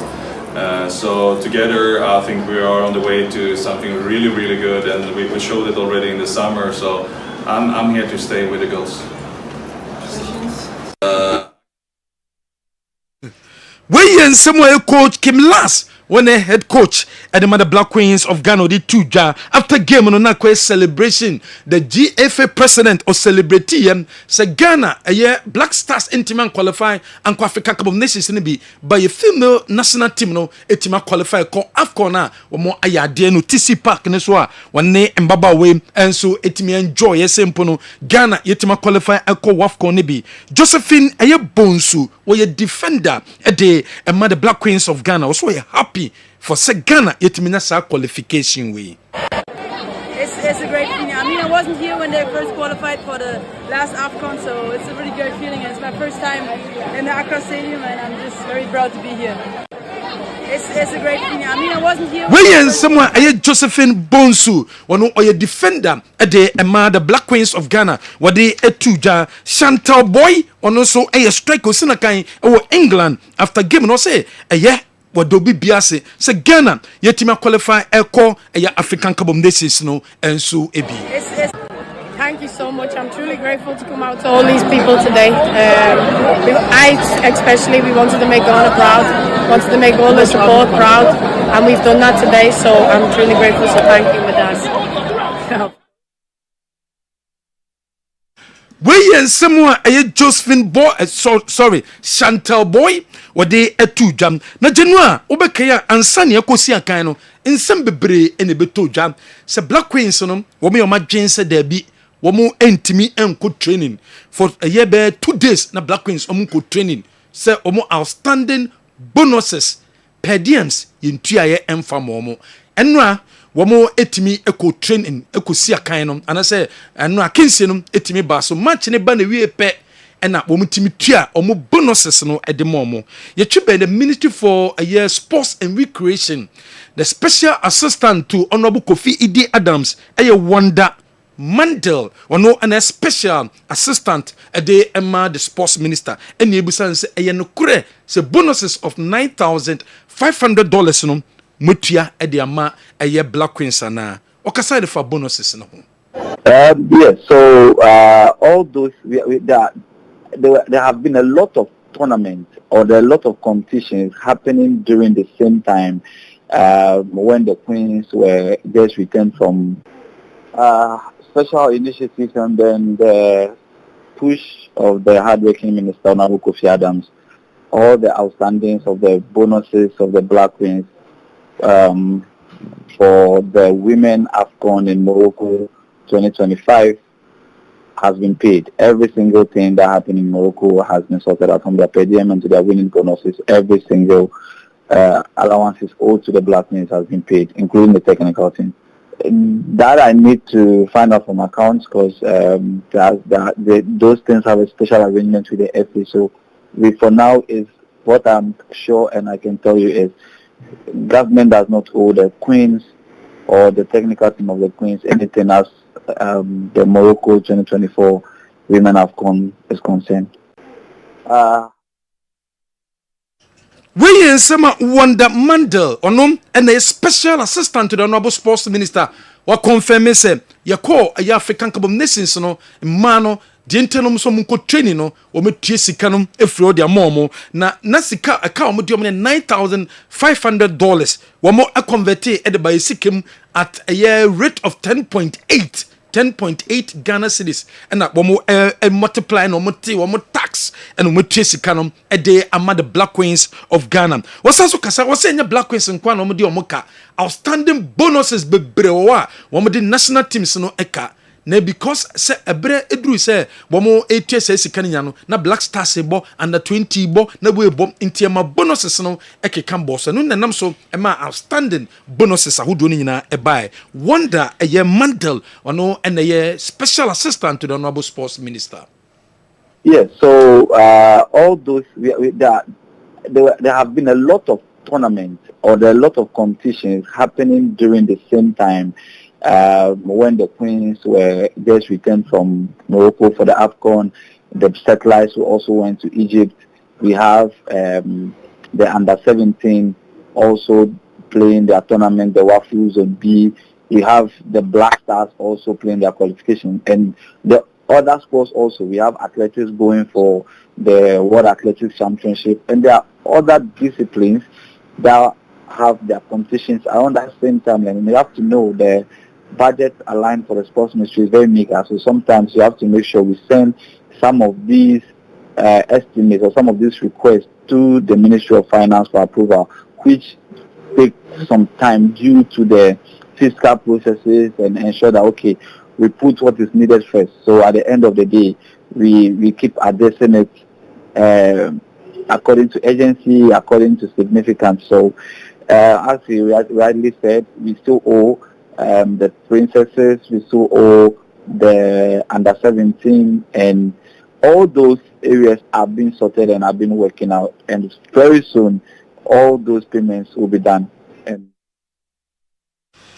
we a special assistant to the Honorable Sports Minister and on the Kessben FM din komo de etu yenim se sabre outstanding bonuses awdo bebro ho but omo work se de bi o metime tua ni nyina ensom edi efrio but asam den se Black Queens bonuses ne de o metima claim edi efrio Honorable Felix Ofosu-Kwakye when some to just gidi ye say e wo se bonuses etua edema female national teams no pe to see the tia edema male national teams no enkoba se Black Stars Jessica chen the Black Queens of Ghana also no do gidi say or sen sakraye etimi ebem.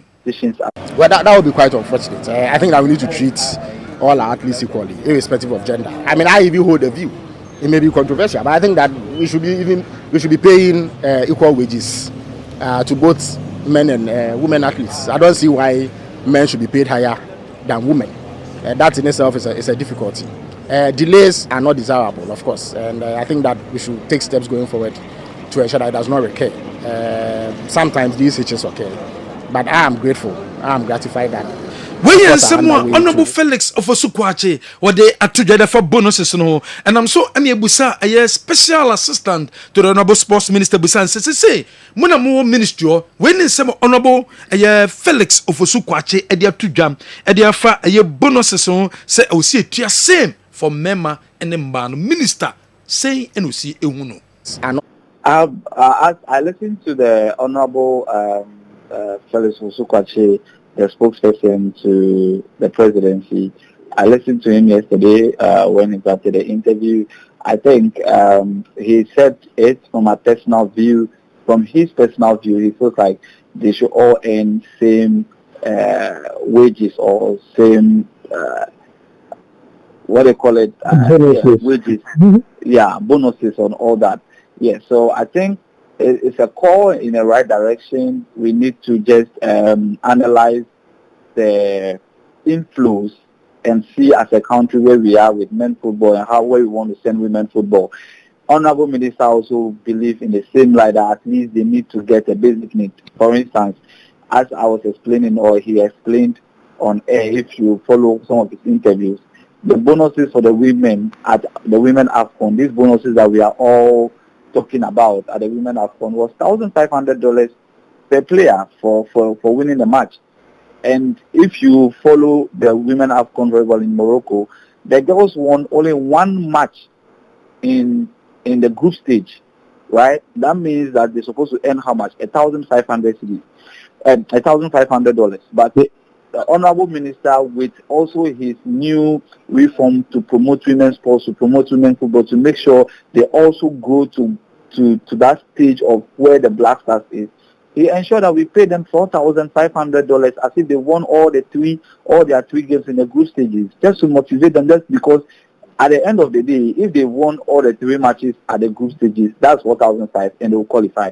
And they're losing one, drawing one, and winning one to give that qualification. Per the structure, they're supposed to take $1,500. By the end of the day, this is a man, Honorable Minister is a man that believes in gender equality, that believes in motivation of women football, that believes in let's all get there together. He pushed for that $4,500 to be given the girls instead of that $1,500 as their winning bonus. While they were going to the quarterfinals, they're supposed to earn $1,500 for winning the match in the quarterfinals. Honorable Minister also went again and pushed for a $2,000 bonus for them. And same as the third place, they're supposed to earn just $1,500 as winning bonus. But Honorable Minister pushed for $3,000 for them. So it has been a deliberate attempt from him, the Honorable Minister himself, Honorable Kofi Adams, to make sure that women football also rise to that level. Yes, it will take some time for us to hit this conversation of them being a par. If you look at the African terrain, you look at how much even CAF is giving to the winner of the AFCON as compared to what is given to the winner of the men AFCON, you can see the vast difference. And it's something as a continent we need to champion and then push it. And it will come from a lot of angles and a lot of factors will come into play where we can develop our women football nationally and continentally to hit that peak of men football as well, so that it can attract that commercial value that we are looking for. It can attract that that market value. So this conversation can happen right from the top of the continental level down to every national team. So it's a right call in the right direction. And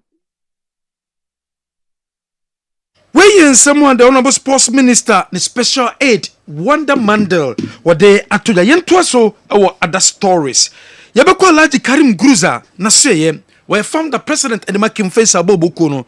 Was it team Somo Africa say yes, Shomo woto Kodoko Niasheno, a year Bobo Friend Ghost as Koniasheno, Samatesko, no more Abefie, Ghana Premier League, no. And yes, strong Bako Kra, who compared to other leagues, in league, no, our form, Samson a second name, and Nunti, and a clubs in Africa, Enkoyeno, Alaji Karim Gruza.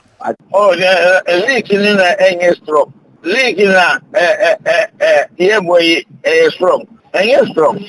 I will trade league in the way, league. Morocco, Algeria, Tunisia, Egypt. You compare their league to the Ghana League.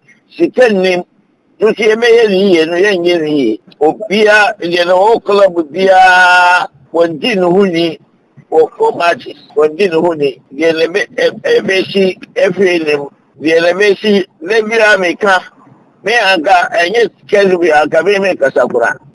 My guy says, because Klaus, you know, we are ungrateful to ourselves. The Congress in here. You know, man, Ghana, they are qualified World Cup in Nurachi. Ghana, they are qualified bronze. They are silver. Yeah, not more than 1, 2, 3. And Sarah, I made you bronze. And I put over. They said, you know what? I did bronze. They put over my Omuna. Obusi Omu match. Ekasachira Omuna Omu. In the Ivan Echo. Oh, the league in a stroke. League. Karim Gruza on a Kim Faisal, a team in a bank roller, what they in some way at Tujam. Wakasai for Kumasa Santa Koroko Tichu, was a Kumasa Santa Koroko, club Omuko Africa, Omuko Jin Mguasie. But wait, dear, when Nim Dintia Koroko ya, Womutimiko G and Mguasie say 5 goals, and so our home. we yen sama alaji gruzam wode to Kessben FM no sanso kan wasin zito eye de obeye bia de abo Kumasi asante koroko ba bia no go stars there won kan nchiro mo omo de omo deserve no mo nyaaye Ghana Premier League no omo ebo game a otu omo fo so mo koton match no omo koton no resource no mo ko Africa omo ekonyaaye ewo ho Ghana ya qualify well it is the expert no eno na me de me say kotoko nye enumbiasi team na wama akoji enumu Africa. This is the first record ela me coach Zito nyame man pajazo ho woye je no be bia say kotoko me coach na wama akoji we no o so be play coach le blame ade Plus the crowd of Africa no more. Plus the quality no ewo the whole Africa and now what they are respecting Ghanaian players.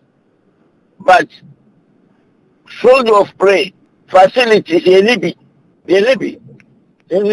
Obiati in the bottom and in the airphone. We abrabo. Yes, Kotoko, this is the first, their first idea. Kotoko Channel Marshal Zamalek 5-3 Alami Boa. Up to now Zamalek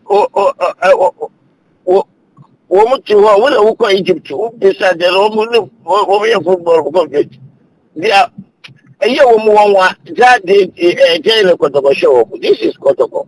But the nephew Kotoko village. But the ghost are there. Ghost are. Womisano. Last year when the match my friend was with the match without knowledge of his coach. It is the expert me I say Kotoko nye enumbiasi team. Okay. Alaji ankaza omukoto match. Also omo de koche. Osi the wet no also omo de match na koche. Okay. Different from there because omukoto India no dey Mr. Otresai. Any omo de koche. Yes. Go start the match no never said that. Yes. You know what you wanna sign there. And so go start at the koche. Yes. The wetness we use men kofa adifufu bia anka na doc na ne kwa so because okay unsem sorry preoccupé ko ven nim say did Alaji say that baduti audio na also the match koche na match no kre ko ye draw koche ni a draw do kra no bibi ntim fise we dey say no sika na e hu pa but enyi hu sa okay ntim sro nya sa no ka no ye ntwaso we yen some Alaji Karim Cruiser Kim Faisal team wura wode atuja de afa team sa wo mokọ Africa enkoyie emfama wo mo yen to asom e wada stories ye den meche Nations FC boboko na so ye o new coach coach Frimpong Manson ko Frimpong Manson kasa e de fa Nations wo mo team no sedie esitie eno ho. Well we all know Nations is a very strong team. The team has been in existence, and so far, I think they've done so well up to this point. And for me, I think we've seen a lot of things here, and we believe we can work to also improve the team. I don't think we will have to talk about that because everybody knows about what Nations FC has got. Even at some point, the national team has to come here and then train. So it tells you they've got a very good facility. If we look at the last 2 seasons, I think Nations have always been fighting for the league. And just last season, it took the last 2 games for Gold Stars to win the league. That tells you how serious they are. So for me, yes, we've come also to do our part to make sure where the team has reached, we also try to make sure we make a mark here in Nations. Well, Kofrim Pom Manso, Ninsamo, what they at to judge for Nations FC Bobo Kunum. Was it Nations FC? Coach Cassim Minga, baby, and they could timid dum pempen sobi, on into so bobe, or baby improve it, a ye baby a team no more than mono, and so I was said the beer who met me a co woman name. That is why we are here. You know, I believe in my team. I believe in my technical team.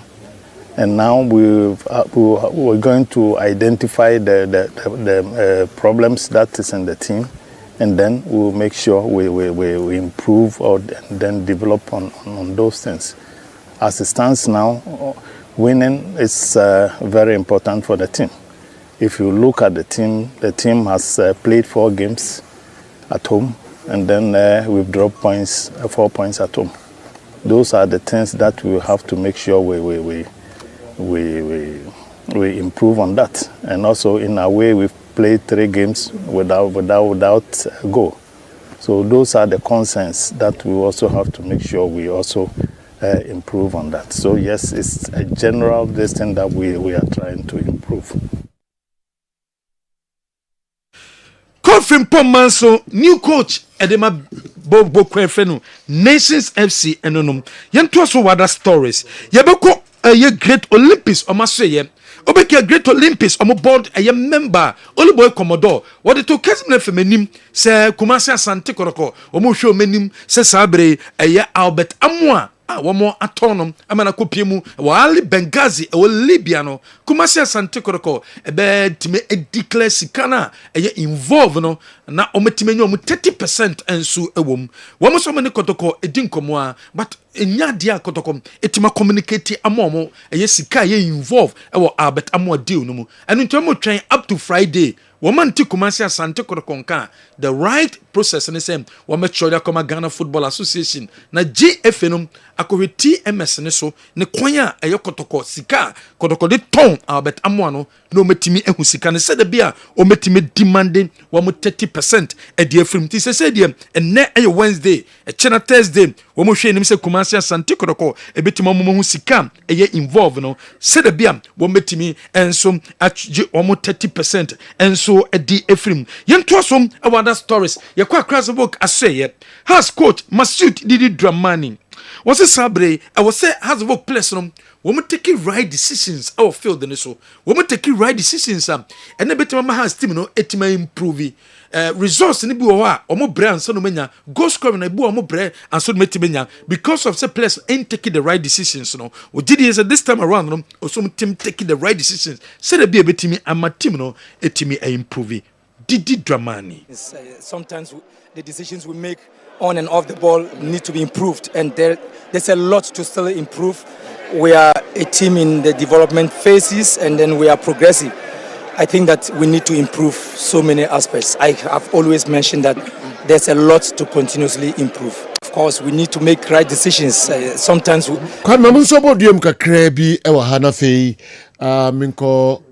Dr. Amuzu Ashe na inkuti nkatoka kramfa Amuzu P and afi Amuzu Garlic. Ye kwa ba na fi with the local stores na kanatwa so amaye. Mema adwefo nyina kwa ba Amuzu Herbal Clinic. Na migita mi sem Amuzu P Herbal Mixture. Eye drive die fo agi atumu a ebua honam yaw. So obi se doctor meti yaw me bema no mu. Idon so a meti yaw na idon so a me bre.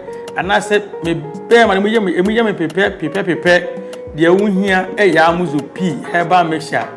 Doc, many rich yan mo sanemi ana yaw pa na mete. Say we na what say bema the drum American for ama no Amuzu P Herbal Mixture. Obi said doc me hu say me jonso a ana jonso nya fe ana pam no wo shepa iri jonso na echi. Doc me jonso ase na bia kam mo say ma yase me ya bema wo sa haw no me kan for Amuzu P mu nya beko.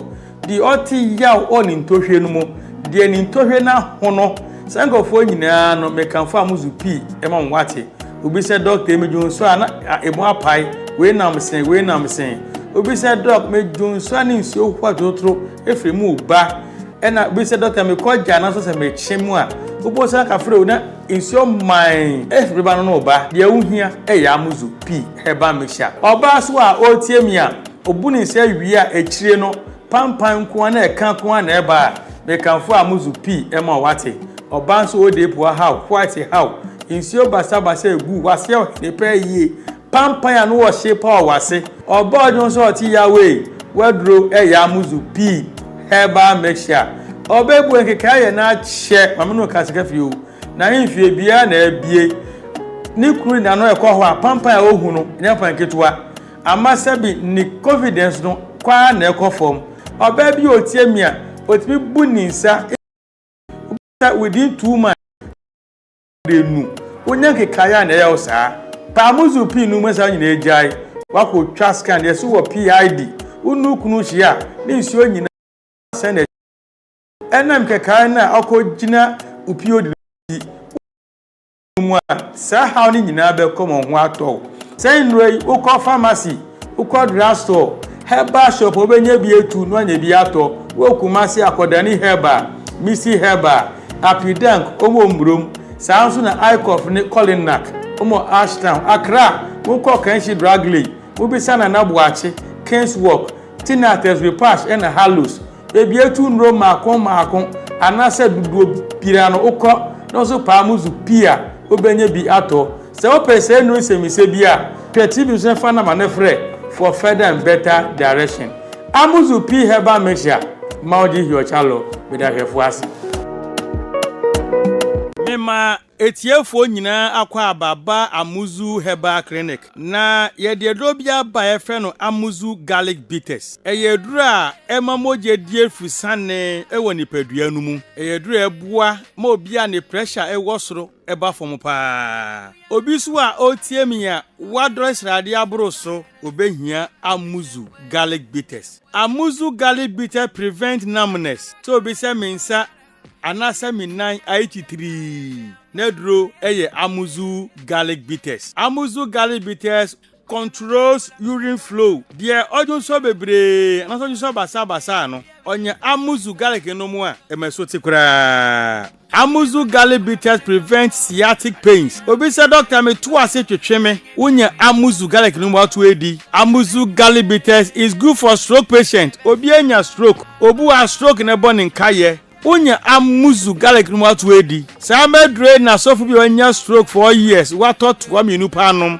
ai na wetimi asore ananti waka amuzu garlic bitters boost the immune system and fight infections se utie me na se uyo chirembewu yare biya babekrawa kopa amuzu garlic no mu en ne mo ho ye dene na kutie nyarewa amuzu garlic bitters prevent body weakness obu ha ahomre woni so amuzu garlic bitters dilate the arteries ebiabia intinimu mamoja ediefusani yie pa amuzu garlic bitters support the pancreas amuzu garlic no pancreas ho ya de ne modidi a ekotwetwe sugar na glucose na mu no me so te mass sugar eba normal amuzu garlic bitters improves vision obu oho a ne pressure was with man de hunu wo form onya amuzu garlic no mo buaw ma friends woni na eye wisi no we hu ade yie pa amuzu garlic bitters prevent palpitation nipa bia home ban sese home no ewosu bebre sa kope amuzu garlic nenom amuzu garlic bitters prevent insomnia obu ha obre pansa wada ye fradi bi zinc any sulfur ye rich amuzu garlic mu ye ko gu mu a na my body ne home na home bo se nche na wada enti de na hu edi mano no kope amuzu garlic bitters nenom amuzu garlic bitters rich in allicin and selenium, which helps improve blood circulation on the male sex organ. Inti bema osi oda humachi antini bema nkano. Kopa amuzu garlic no mwe. Nemo moja ni diefu sane enko bema no hunadechia. Watini nka. Amuzu garlic bitters is rich in agioni. Ena musa agioni ninti. Ebo ema awodi akwa no ho ban ema sebuo ema kosu atuo nyina no emani nyina kosu kama enti oba obuni se a embe yie obehia amuzu garlic bitters oba on person na wo eti kosu hia amuzu garlic bitters uko drugstore pharmacy anase herbal shop biara obenya bi ato upedro semise bi nso a no afra mi nama eye 0247 776743 0247 77 67 43 Amuzu Herbal Clinic Mauji Hiochalo. Okay, yemra nafi kwame yemfa local source na kan ntwaso.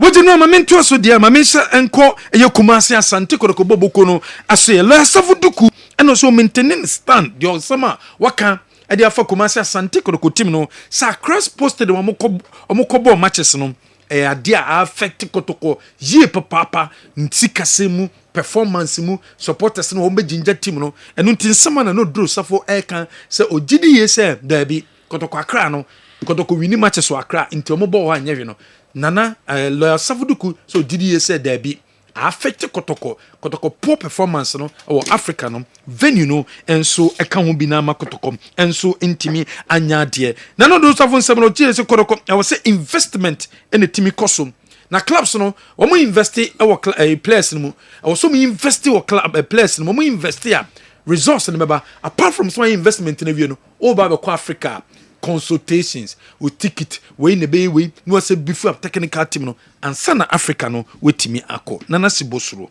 kitchen itself also yeah ade ba ko pe investments na so we investment you get a quality when you quality you get results taking care of the competition itself also yeah another one before a game you need to find out about your opponents. You need to have a recce to either to watch them. You have to have a recce to go and look at your hotels and other things. You have a recce to look at your flight itinerary. Much area do a walk quiet. When you go to airport, better 2-3 hours. We trim a nice. I know I dare back investments. Now, so your investment, you get a quality. When you quality, you get results. Taking care of the competition itself also yeah another one. Before a game, you need to find out about your opponents. You need to have a recce to either to watch them. You have to have a recce to go and look at your hotels and other things. Okay. You have a recce to look at your high sense. Say there, when the promo aba ewiema ye she and inti high sense is say brady enye mani na na omo elton wo matete so. They say the special promo na aba na special promo no eye amo air conditions AC no and a sabre special promo aba e dia fa ho ewiemu aye hyehyehye enunti 28th of October to the 8th of November for Niche High Sense wo mu showroom bia na kope AC 1.5 horsepower 2.0 horsepower 2.5 horsepower ni nyina ni bi okwa ye be mawo eye meka say discount awo home enunti AC promo no is back. High sense atetisu ewiemu ayehye ma demo enchile fan no edos dodo bomade na kope AC ni bi 1.5 a year horsepower no with the ball bedroom ho a ebetima contain heat no e de amount unya 2.0 no the ball hole ho a ebeboa ma heat no eswate sabre na ya tetesu no e na also kope bi to mentwen e ma yensan so mfa nko normal prices no e ma ho enko kiro asem den se uto AC bia e wo high sensor 5 years warranty and a day come home a day amount. Your showrooms are done at Dosso, our Ghana, Kumasi dear, your Kumasi City Mall, Obohuya, would you check a doomswa, your Babu Bazaar building, numu, aye, bang, a year ECG dino, Tafo, Obohuya, and na Udwinin, and so actually a year Tanoson swam, Ubohu High Sense, and so T. Esinum promotion is back. Yasanso atete AC so kwa na kopebi ne betimi aboawo MTN everywhere you go and Momo app no unyan download di bia download my Momo app ni bi awo fato phone so eno ene bia ya na se ho ne bia ya ubetimi asendi sika de akọ sendi sika na nya na sika na enko ni pakro mema sika na wo send no enko for problems awodo emfa mawo o download my Momo app na wo sendi sika eye safe and reliable na MTN for so asanso ache sika daily, weekly, and then monthly. And unti download my Momo app ni bi na fato phone so na send the sika and so ewoso. Hebaso Company Limited. Wama di hebaso criminum e di abedjaso. Kope hebaso cream ni bi na using. We so hebaso cream ni bia. And nuni crema ebeboa we ye papa. Ni titu ni bema ohubantem. Bema untimi satisfy oba.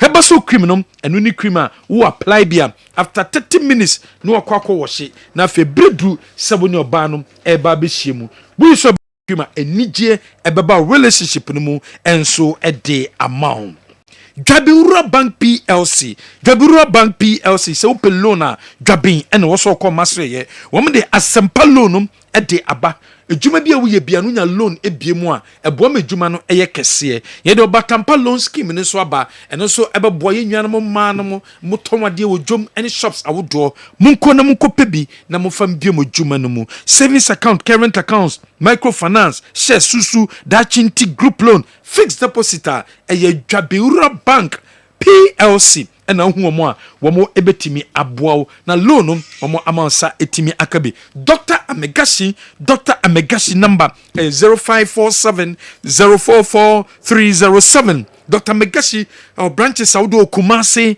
Accra Takrade Bogoso Techimai ene Koforidia Dr. Megasi si yari bia ha obianom fabre na soye eye spiritual baboa ena hunamani yari bia so ekopiem o Dr. Megasi na soye obaboa etu yari na se edi amount max buy almost to fridge o masoye to AC o masoye to television 50-inch o masoye na utwa ye mema free kettle edi account apart from eno Infinix phones no yatete so big promo no ekoso Infinix Hot 50 1700 say ye digit 1450 Infinix Hot 50 Pro Plus na 2240 say ye digit 1999 Infinix Smart 9 HD na 1002 say ye digit 930 furniture max buy wamo aseye ye watakrade ye wo Cape Coast ye wo Brekum Koforidua Suedro Kumase ye wo ye ne Topman shoes edi hwani mu e wadum ye sanso ane Malcolm di hwani mu enso wadum ena PZ taxi ranko ubehu yen enso e wo ho Ghana Herb wamo the executive herbal hospital no edi aba ko executive herbal hospital no sepedote ahemfie ho yare bia ha obia no yesom ye free ye screening at the amount o prostate no o ko check se de sitiem o kidney no o liver no o yemu ade no stomach no o wumbu na na anase typhoid anase hypertension and how BMI assessment anase diabetes baby also call eye Ghana Herb omo executive herbal hospital no I was sepe dote ahemfie number ne 0240 211 709 or from a number we so wamo ebetimi agye so wobi esem fantu anim ana no pay say wo ton ne dan enu ti bomodin na frɛ wamo e wo number we so 0200 808000 all ton a story building e wo ejuso krapa wo frɛ number we am wamo ebegye so no metimi aboawo na wonsam etimi aka e dan no enso ho Kingdom Herbal Center wamo the Kingdom garlic capsules no ene ne bitters no e dia bedwa so pebito nanom na ebeboa wiye papa ebedi kan boost immune system no etu yare ase ene the Kingdom ginseng power abedwa so be ma babo djuma Kingdom ginseng power tremendous capsules e wodwa so wo ba besia no obesiesie ne ho a tremendous capsules ena genua obetimi ediesie ne ho ko pebito na UC na emboa wiye pa general. Okay, Kwame Miki. All right. Maminko Dr. Franco Naro ho quickly nafi yenhwe do no so de brain local source no bebre na de gu ho de ama yeno. Doc, so are you ready? Yeah, General. Okay. Of course. It's good news. Sir Minister for Youth and Sports, Honorable Kofi Idi Adams. Ultimate dear ni mama omotua Black Queens no sika de amomo. Anokwasem ni say as a country so embarrassing and so insensitive. Say a man of Kwakusia Kensi far back 2024 nebe pimne omala wansi into your mom. For me, it's extremely embarrassing because some paying for you mutiake obien obetumaka chireze na ketuakem over 1 year sikano dasu na yentuam fama to the extent that as I say, we are sitting on Munkasa, threaten, said they won't train ahead of an all-important qualifier. A man on the technical team, Nikromaya, dear, say, after Morocco 2024, ahead of another qualification and San Omotietria. Yeah. They were not angry enough. We got someone to almost threaten. They were not angry enough for that comment.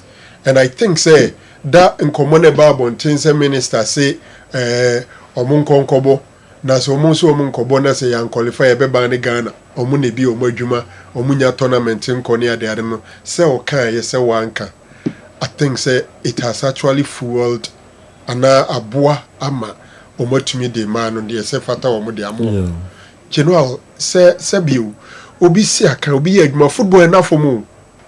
Ya na man for fun simple so 90 minutes to get the chance and qualify to be selected into the national team and San Wakobo 90 minutes, you know, the kind of work that go into it, the kind of sacrifices that go into it, you have no idea.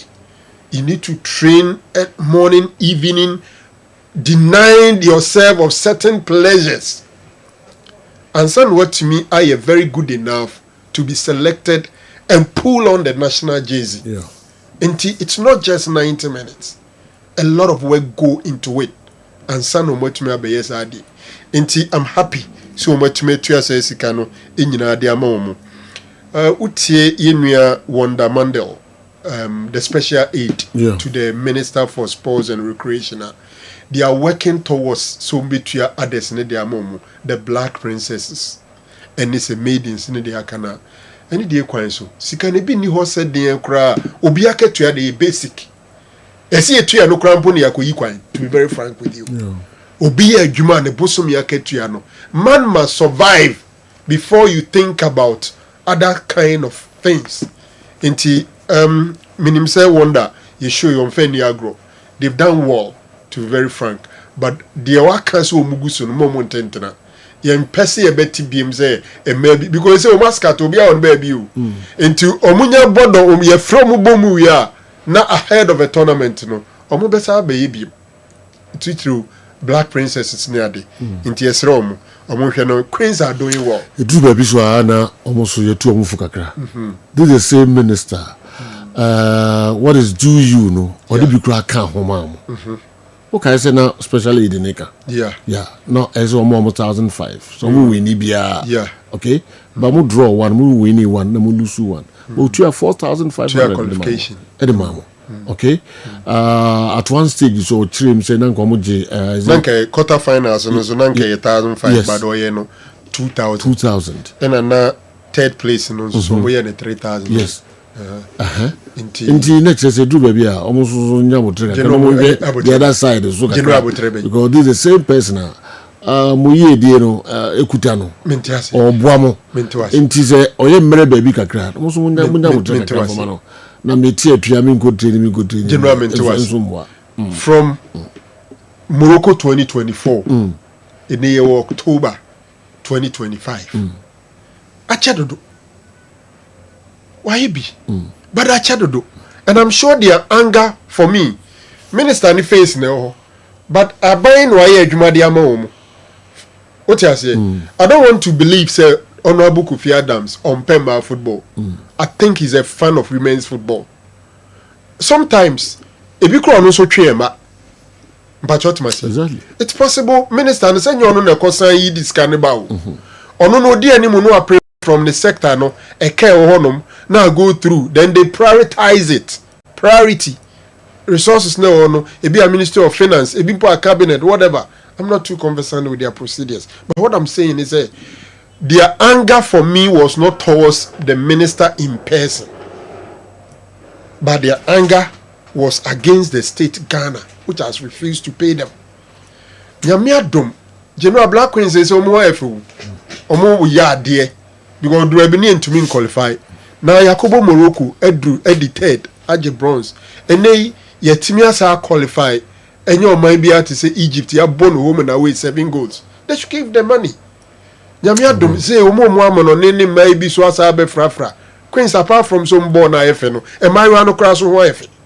So into mu ka na nya akono ne nkrofo mu bi. Okay. Omo ayefe. Yeah. What are Queens and saying?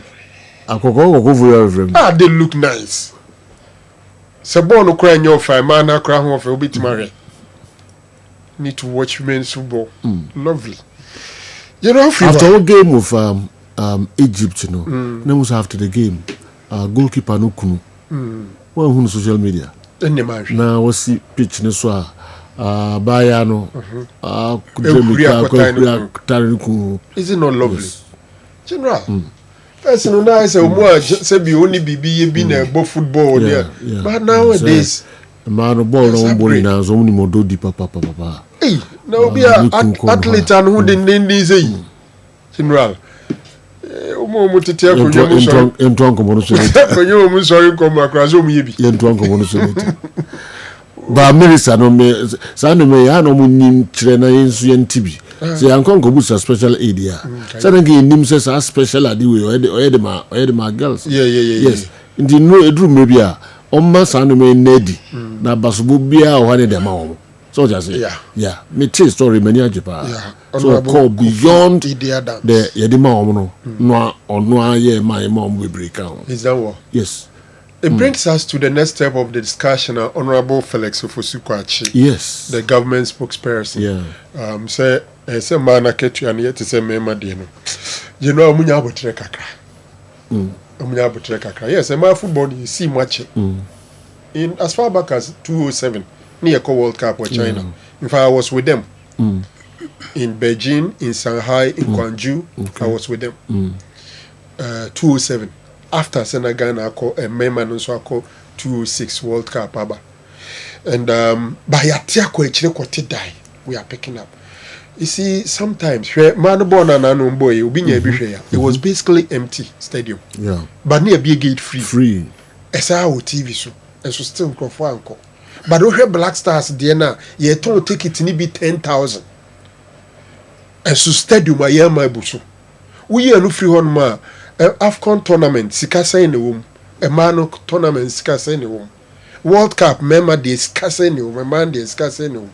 In the there, I mean, say United States of America in one country, or Matuma Pija money, then I buy a member. But I'm thinking they should bridge the gap. It be a World Cup qualifier for men. 5,000, it be a money there no 4,000, 3,000. We should close the gap. The difference is too much. But to bring it on the same level, I don't think say you draw on because the investment returns are when you're free. A man football no easy. Me can returns are and Nigeria Black Stars in po qualify for AFCON and the ball no a man de in Drusa. Intiano de yenya abutre kakra. General Urolo boy Commodore. I know I'm a kakra, but you see, football administration it is getting modernized, and as will be so move along with the time. First of all, nobody does what he's talking about. Say, baton player amount, me will 30% into player and make a just a misiki permission. When I sell, you get your 30%, and in modern football, it is very difficult. I'm not saying it's not possible. Very difficult. Say Obibebabe under declare Sikano because the contract and everything. F in any TMBC in the transfer matching system. F in any TM and Sakra no more issue. What do you call it? ITC. Any BBR 80. Omun to me fancy. Besides that, omu pese kotoko for ekade omuchiro oma. Simple. I even know, sir, and Neolobo Ekran, he's not the CEO of Olympus. He's a board member. Eric, CEO, just sit in front of computer. Send your email to Asante Kotoko. This is Olympus. Based on the NMO agreement, play an artisan and we are entitled to 30%. So can you brief us with the details of the transfer? Mail. Who sending mail? Now Kotoko for respond there. That is when you raise alarm. But you have not done this. Now we grant interviews portraying your business partner or your other club black, suggesting a decline of a man abani team say under declare. Let's be fair and be diplomatic and respect each other as football administrators. You haven't sent an email to make a demand. Phone call. Seriously, say make a phone call phone and name him. Efre Kotoko penny, me Olympics penny, me person me who say player not on. They say first of all you are not a serious person. You are not a serious person. Send an email. Send an email. Let them respond to the email. If they refuse to respond, the FA is the places where you have to go. You remember Somalia? Yes, I found out. Okay, so I send email. No. I see. Some is already finding out because I needed to. Okay. I think so, low boy. And then football no administration and near my SSA crack. My style ni be a hono ma mo hwe na mo tete so na mo follow modern trend na beboa. Jelo Alaji Gruza. Yeah, wo de no betwa to. Me de no betwa to. Say na no do safo de any de. Ninsem no kan e fa ye. But say venue affect any influence in results de adabraka. Adan kotoko ahye match wa Accra pen into obobo Accra obituma share so we for me. Every football club in the world, wherever you find yourself, is more comfortable in his home grounds than any other venue. And there is no league. Hardly say season baby. Na ye benye a club or ama say more points away from home than the home. Kotoko ni wak omubo babayara. They might not win, but at least one attendance or music or mubibia, and to whosoever played a role in ensuring that they could not play the game at their traditional grounds. No, for me, they didn't help football and they didn't help Kotoko. We can justify so our rainy game were crapping. Enti obono akra no bit much. What kind of argument is this? But I agree with him. Say you perceive a compete with other top clubs on the continent. There should be massive investment. Wow, we a club now. What Jane say? We no person compete well in Africa. Then there should be some investment. Na so find way out the benye sika dia shim. So be na ekofe sika dia ba. So top players na de anya sika na de akotobi. So be bo adwuma de who de ru the sponsors and now so be use any means there should be money so that you can compete. Okay. So that you have a very good technical team. And then for money abreno go and check it be at the past 10 years teams omaji Africa nibi nebisa say what is the technical team krano composition it is saying enti adwuma ewo ho se pese say adwuma na alaji nsem na kan dem say any de make nyina aboboso say your football no be standard na ba form yentumi mo enema nko ye league ni a week and I agree with alaji. You see Sebi, omo bon 10. Omo bon pa 10. Udo mu ko good dem so munye examsa. Ba ko be di first, ba ko obi there obi be di first. Enti any league ni de ebo wi a ya sese de obi beje, obi be di second, obi be call relegation. Enti the major way to test the strength of our league is when our champions compete with other champions. Enti the koboso near the form there. Na no kwasem ni say your team no your league na emre. The winner basically is a champion within a year and munya. Okay. So I agree with Alaji. See league, you know. For me. I followed you for years, and what makes Kessben Sports different is the bond that you guys have created on issues out of sports to make the show so lively for your listeners to enjoy. As for the sports stories, everyone tells it, but you guys are just exceptionally good on it. Again, I commend Kwame Wiki for being very accommodating, because sometimes it's not easy when all the three of you are on his neck. Yesterday on my mind, Kessben Sports will continue to lead for others to follow. Momo Ejuma Piao. All right. We if you shift man atonsu on the way and so abraye. I don't hear you discussing it. Dear someone, how come we hardly hear you discussing the long absence of scoreboard from our stadium? It's embarrassing. But I think you should prioritize discussing it in your subsequent programs. It's a shame we play elite league matches with our scoreboards in place. I feel if you should discuss it frequently, government will fix them for us. Coca. Nana Jembibi Coca and anyway and so Abreye. The scoreboard is Let's go and can. Exactly. Aka say it be to be free had the too free. Bench cry tell me to go. Yeah, bought international games, but a scoreboard maybe. Just a scoreboard. Na scoreboard no so create to the power. Just the Bema wa a team sheet and the score line. Yeah. And then Crawford scoreboard, a match, a playback. Yeah, there na a jamumfa a lineup cramai anytime cram pumai and the ground and the crown ya sem fufu. I are who some papa but to be any day. And nay, I'm Zabaris in a near Brew sports. Mohammed the fifth. Ubako no scoreboard no one stadium no kesiye ba ko bokona na ba ko ba one stadium has 2 scoreboards. We are struggling to get one. Yeah, there 2 na 1. 2 stadiums, 1 scoreboard. You we dey kwasha, na you we dey akwasha. Asema yete hono. Yet we call ourselves football country. Ndikoka ya ka minimal there. Okay. Good afternoon to you and your crew. It's laughable when people say the ladies should earn as much as the men. This is an impossibility because football is business and about numbers. Corporate entities want value for money, and the ladies, our national teams and clubs can't match the men in this regard anywhere in the world.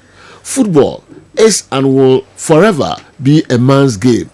How many ladies discuss, watch, and commit to football as compared to men? Honorable should come again. They should be well taken care of, but not equality with the men. Okay.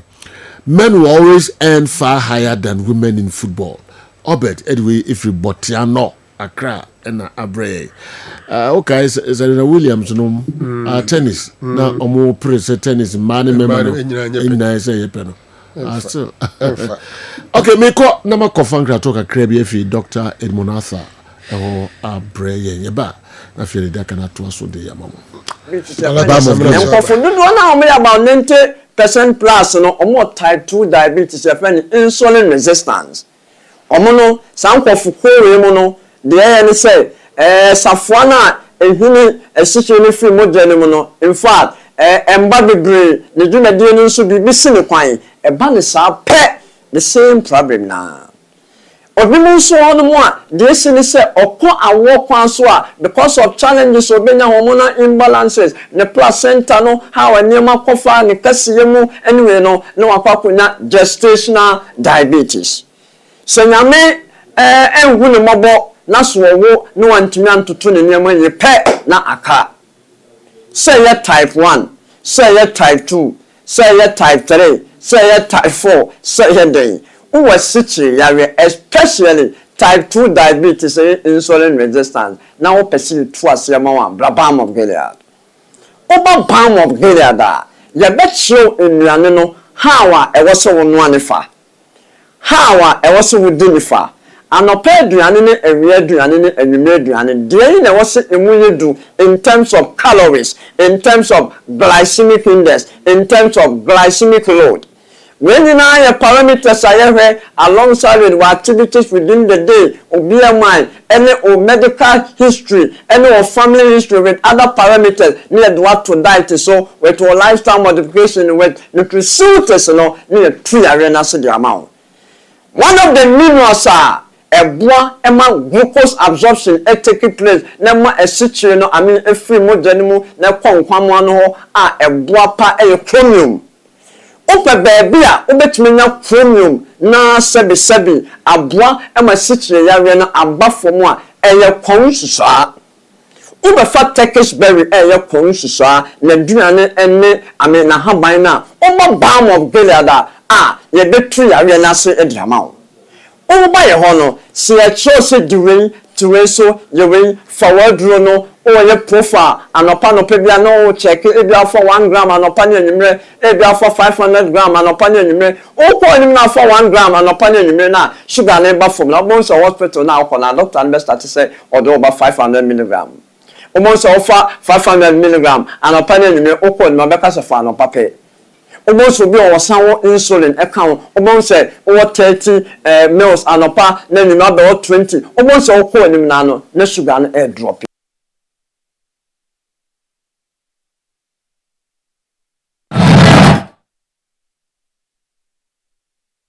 Okay, Yem right, nothing. Yem metwaso enfa mamo. All right, and the game. You know. Yem try the TI. Me who say I'll tell them so about. Sergio, it is unfair. Who know didn't can. No visa ma eo. Africa law general. Also new. Yeah, be kona. Also kind. I mean, why you know.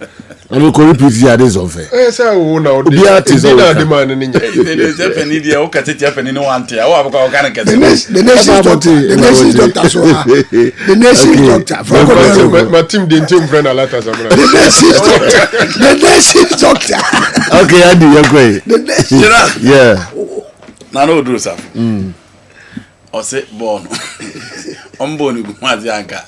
You know. Ade ba kwa ye nyina ya nche ne so ne say ya raise concerns about Nkrofo stadium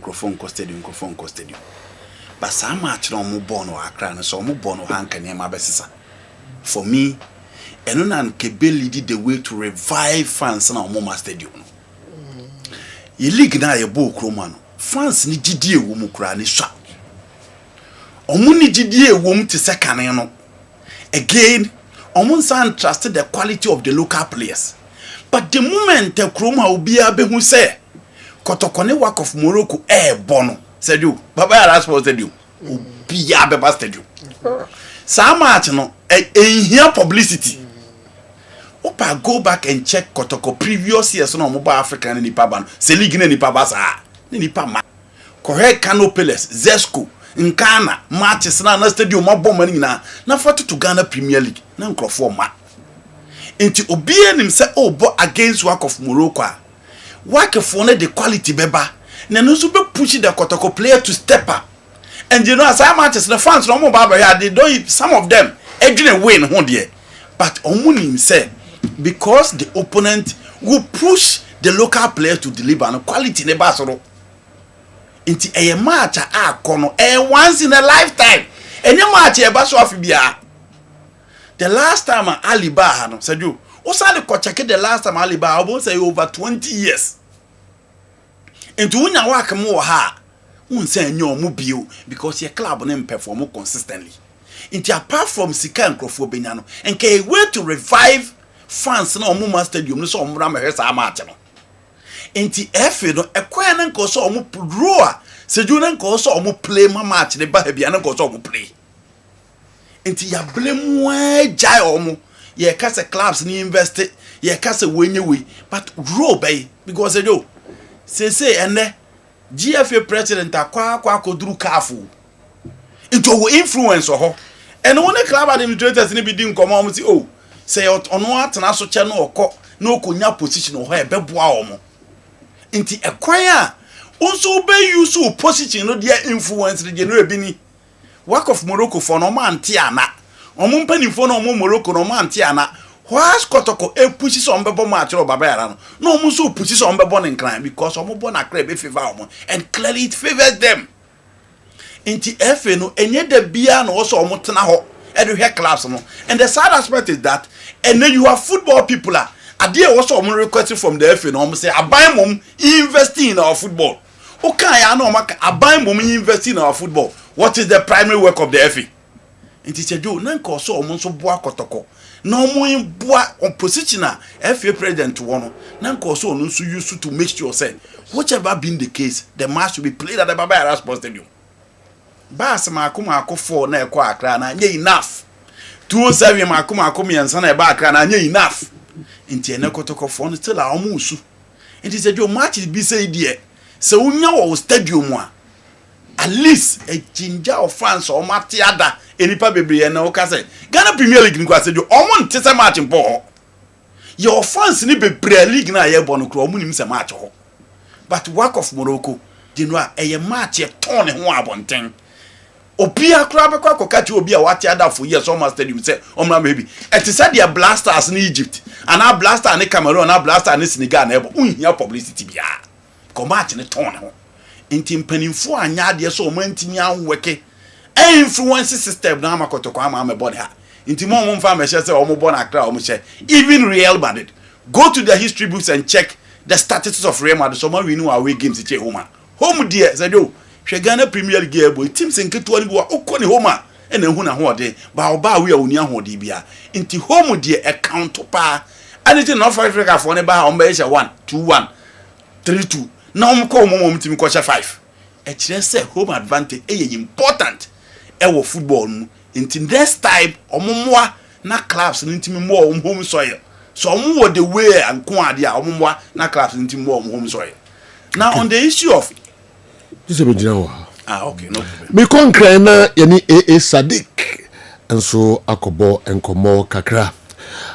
Let's also know that WAFCON 2024 was played July this year, so the bonuses owed hasn't been over 1 year.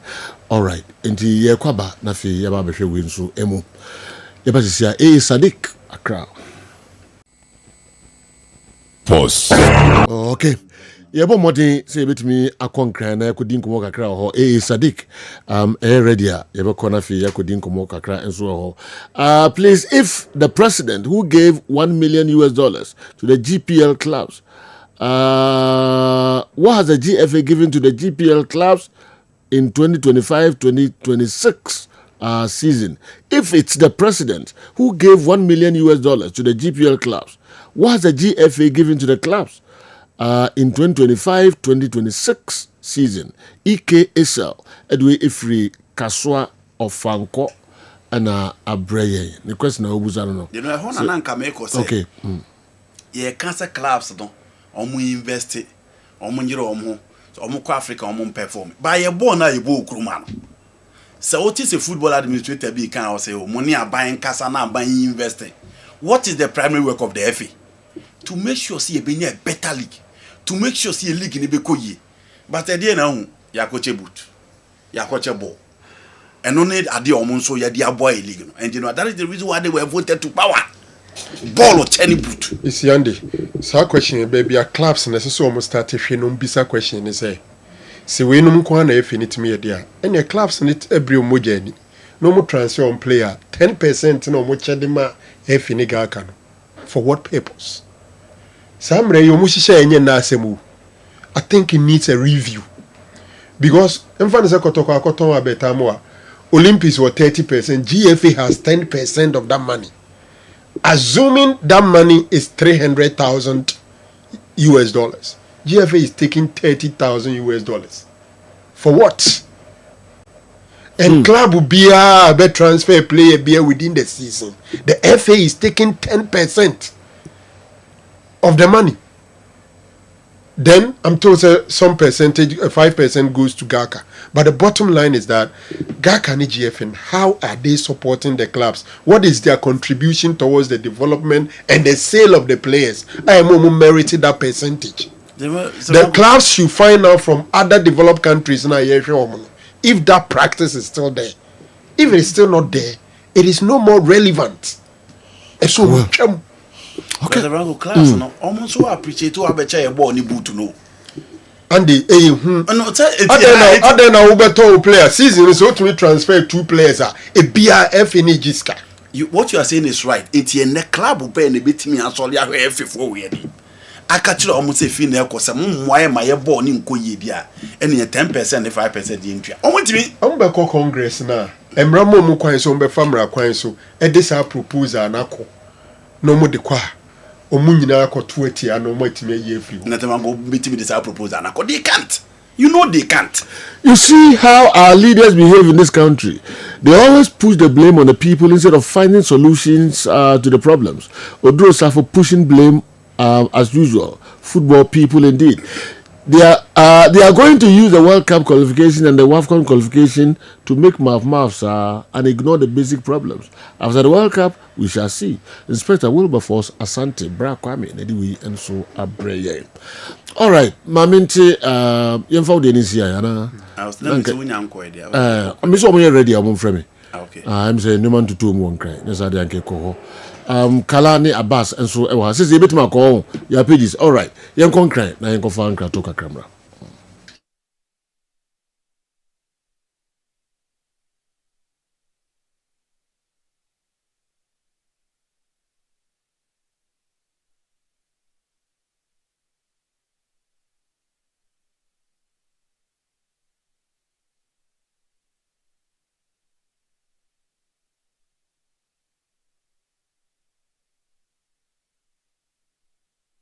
tena sise ya pomodi nkomo twetwe mu eham ye make sure say obeti nipadua na se na wo hu na kwan ya nipadua no fa so ye adwuma na say yare ba nipadua ma ekwan ya sifa attack nipadua no ene ekwan ya obefa so a ebetumi abo ama wanya wa yaresa eni ti tena sise ya de bia me hwe nkra say nya adaje listen carefully tie ye ansa na ya no besi no even though say edro ho asem ne ye ka kire no obewie no na wafa aba bi wo ma ebetumi abo apomodi ye pa last week after the show no obi a ohwe bi frɛ me ɛna obi sa me say madam nti sɛ wan we srade na ma onim sɛ we ye srade a srade wɔ kwan bi a ɛsan ɛba nipadua nim abra wo we srade na ma na ɛna me ka kire ne sɛ wotie show ni wie a obehu sɛ me ka kire sɛ ye fufuo ye banku emu a ye di yampesie enu carbohydrate starch na emom abra ye di no sɛ wodi banku be 8 o'clock and 9 o'clock na wie ye mema na especially omudidi wie ya no manikum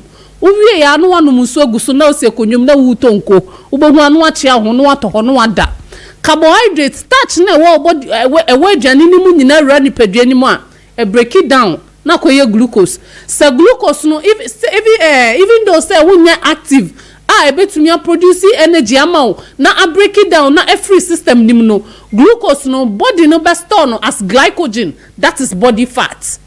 So the simplest way as radiate mi ba nipadua nim yes akwan no so enuti na onwenam wodidi anajo no wafu ye kese no. This is the simple way amitumi achewo amwati ase say so wan resade nam na wan nidi ye ebra wodi waduane no so etumi ema srade eba nipadua nim. Okay, srade no aba nipadua nim awie no ebi betari ebeye adipose tissue atari body cells ne ani dia ewo nipadua nim so timi fa kwati kwan so ekowura intini na moja na mu no eho enye babia ye store fat inti edi kan ko she intini nim pe no problem ya aba ema intini nim si na ememu aye hwahwa eba ne sa na moja dodo at a time ewo se fadro bi nim ko wadwene mu ema adwene ni nya oxygen di ye adwuma no moja dodo ni intimi nko eba ne sa oxygen na ewo moja na akodu nim no enso adwene no eba ne sa na adwene no cells na ewo na etumi ma ne ye adwuma no na start break it down o cells break it down ewo wadwene mu a ewo se wo hunu se wadwene eno na control body balance o coordination o posture me kasa me to me say ma adwene na ekire me nsa se koha eni ti sa efon ba bi na ewo wadwene nim no se hu touch ma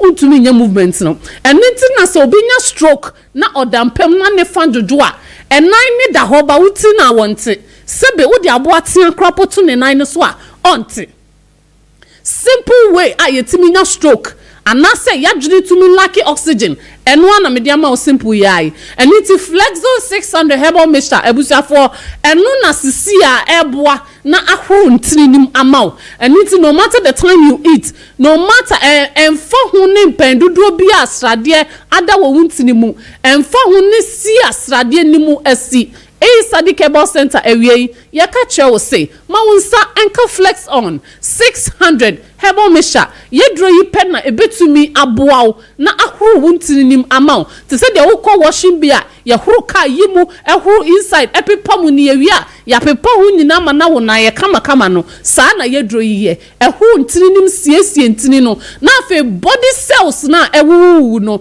asan ama ne enyankwa biem eniti wo a wonsa ene wonan etai eginegine no wonum yedro ya ni nyina be free ho wo a nipadua mu tai wo te say de de mpane wo wonum flex zone ni nyina be free ho no mo wonso a wo mpabo ro free na senka wonte wo mpabo ona senka woso a wo de ye ni subri a woni so etai ebriwo woso a wo ho na nipadua nim na ehyehew te say de ato furu no mu eto no ni nyina ebre free ho no akọ wo a wo nipadua nim etwetwe wo joint etai etwetwe no flex on 600 herbal mixture ebusuafo ebeboaw na eyisa oye oni nyina efri ho no e de amount now obi ho no man ani da otiminka nti sunsunso amabobo si obeka say oh normal say once a while wo ho a ananse better achiw nti no say etai echi me frequently a brano say etai echiche me a ede na eba nipadua no so no e wo so hunu say ansa na stroke bechi nipadua no ebo won kaye enfie bebre ansa na baba bedru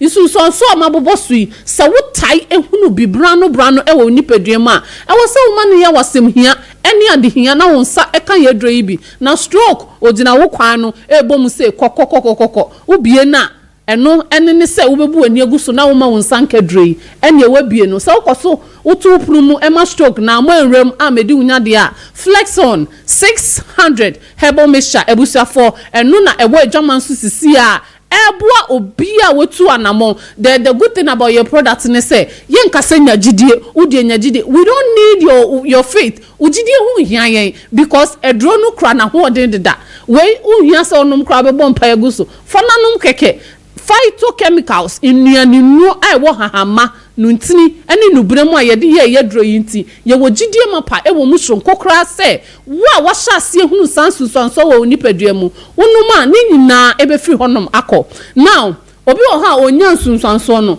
nanso opese obo ne ho ban e free yare a ye friend stroke ho onu so betumi anom ye dro yi bi dia wonya stroke fufo kra onu so betumi anom ye dro yi bi miya woni na fo bosome eye ye dro ne san to fufro making sure say a full month with your comprehensive therapy e dia ma nipadua no na nipadua nkwamo ne cells na ewom no ensan enya ahoden fufro e na one good thing any advantage e we ye dro yi ho a yemfa nka o read bottle ya unhu ne say edro yi eye nubna no nti hahama eniti wo fa nuanu e wo hahama ni ma edoso pa eniti apomuden mapa eka edro we hu edinam eno eye bonus yamfa charge wo amfa nya edro na meton ama eno wom se wonom a yesi bicycle so mfa so eno ani free enti ye free a ewo ye edro imu ne se wonom a wo immune system no esan e boost no e ma wonya apomuden foforo pa ye wonkofo bebre akoko die mpo na omonom ye omuwie ye no they ended up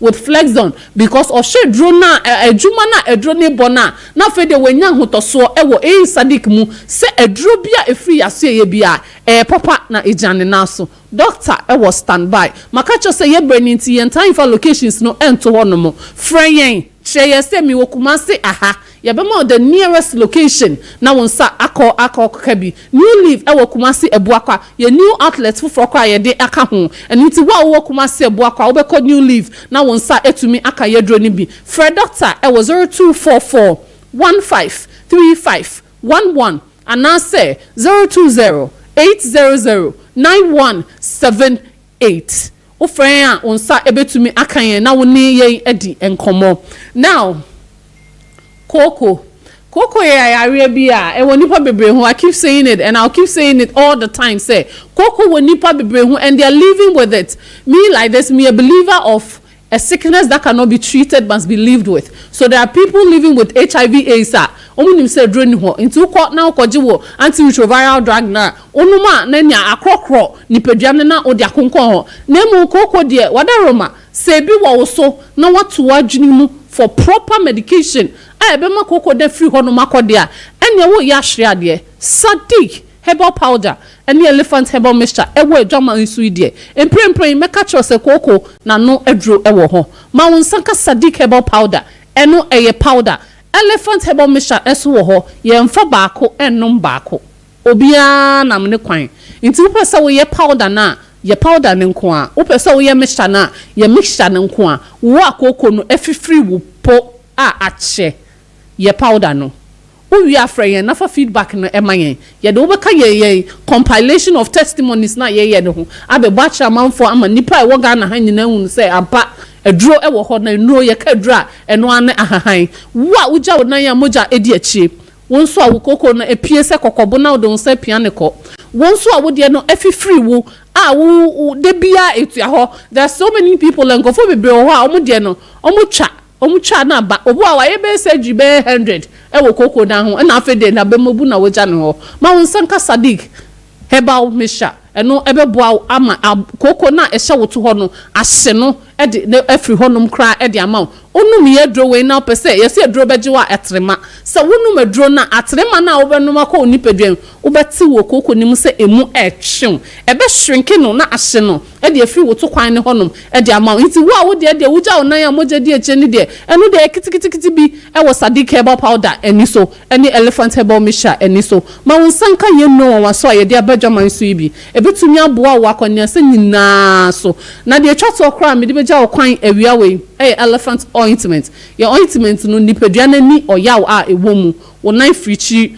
wo da wo konso wo nsa eye oya se ade kra wo nan hu kra twitwi a te kakra bi saso emitie bi na ekro no ewu eya won wadwuma bebre ye dro de abusia entoto no ase ma won sanka ye ointment bi da bia ma bi na bag na akọ na akohia anase obi nya amanihunu bi wo kwanso a wo de adom no na aboa no na aye ne yie ama wo freyen e wo 0244 153511 anase 020-800-9178 eno waso ai free Sadiq Herbal Center eno hu komo ena me no wabetwetwe awi okay yamra na yemetwanity kakra bi minimza abas wasem ba ko na minute wi afi yeah nyame aduma say weekend ye ko baseke okay nti evese ye ko na yetime go dinkunim we de match aye bobo ya the only club I'm say club me wa ku me no lusu match ha so foku nti eya anasa o de to previous no eya anasa ba say DC pen ye nya anasa ba so what is nya abotre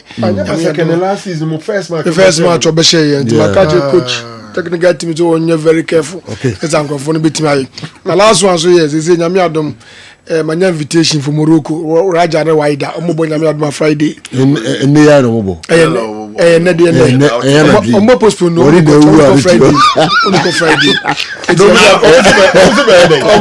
nyame adom some West Africa Friday West Africa me mpia me Friday unim da omobo ya me say me Friday just some say Waida Raja okay because come say Friday what you say West Africa na me PR nti ami adoma abeko PR West Africa unim da omobo match oh I do it 0 Kara fair sorry now ready abas good word man 7 p.m. So that we go Friday no after. I'm too much to go Friday. And then you know I share the score line bro. Me PR on the score line. Me PR on the score line. I'm go Friday. We have no because as then they was born the ane. My now when I'm my Friday near the 1 week no alaba. 1 week no alaba. Kala sorry. Yeah, Joe, me ko bebrebe just anka be ka refuse asem kakra. Okay. Na de be kan say omonko so no mom home modern. But this I feel no start here to currency or to eska kakra ma omo. Okay. Last season they no munya mfa ma any FA Cup no. E no munya mfa ma but currently they boy them so much 4 weeks be there ba. Which is say say omo anya ayeka. Omo yeso I say yeka. Say they be ya de nkunim de beba. So far so good therefore say instead and team normal baby I boni bi amfa referee ho. One or two mistakes we dey see. But here we show them well. Na me adom Charles Bulu match ro ko dey no.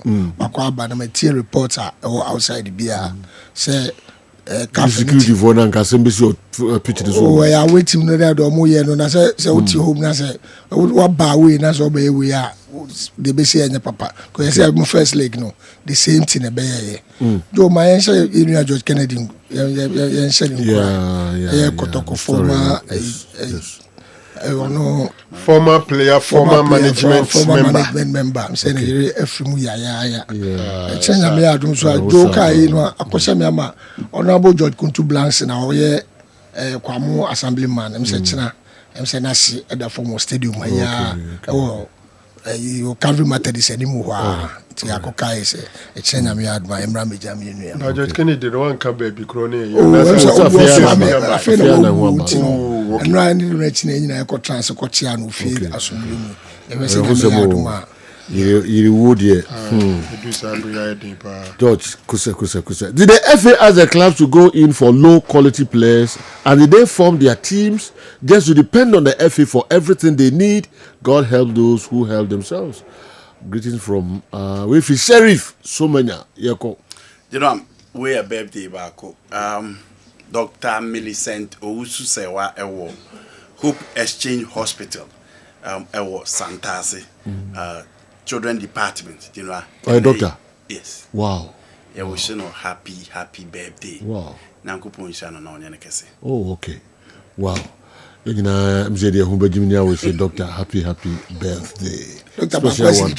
Yes. All right. Cranky to crank up next. Ebasani matras nyame adma ochina. Nemum Raja any work match ayana dwi. Mimum de meko Friday. Ejina nati ya bright. Mimum de meko Friday. Kanka modu. Okay. Oh. Okay. I do watch it. Bright. Hey, you one can tell me. Oh, can promise. Happy birthday. All right. Happy birthday, can promise. All right. Ya pedi me person mo trust nyame admo cho ya kra me de mo sepa.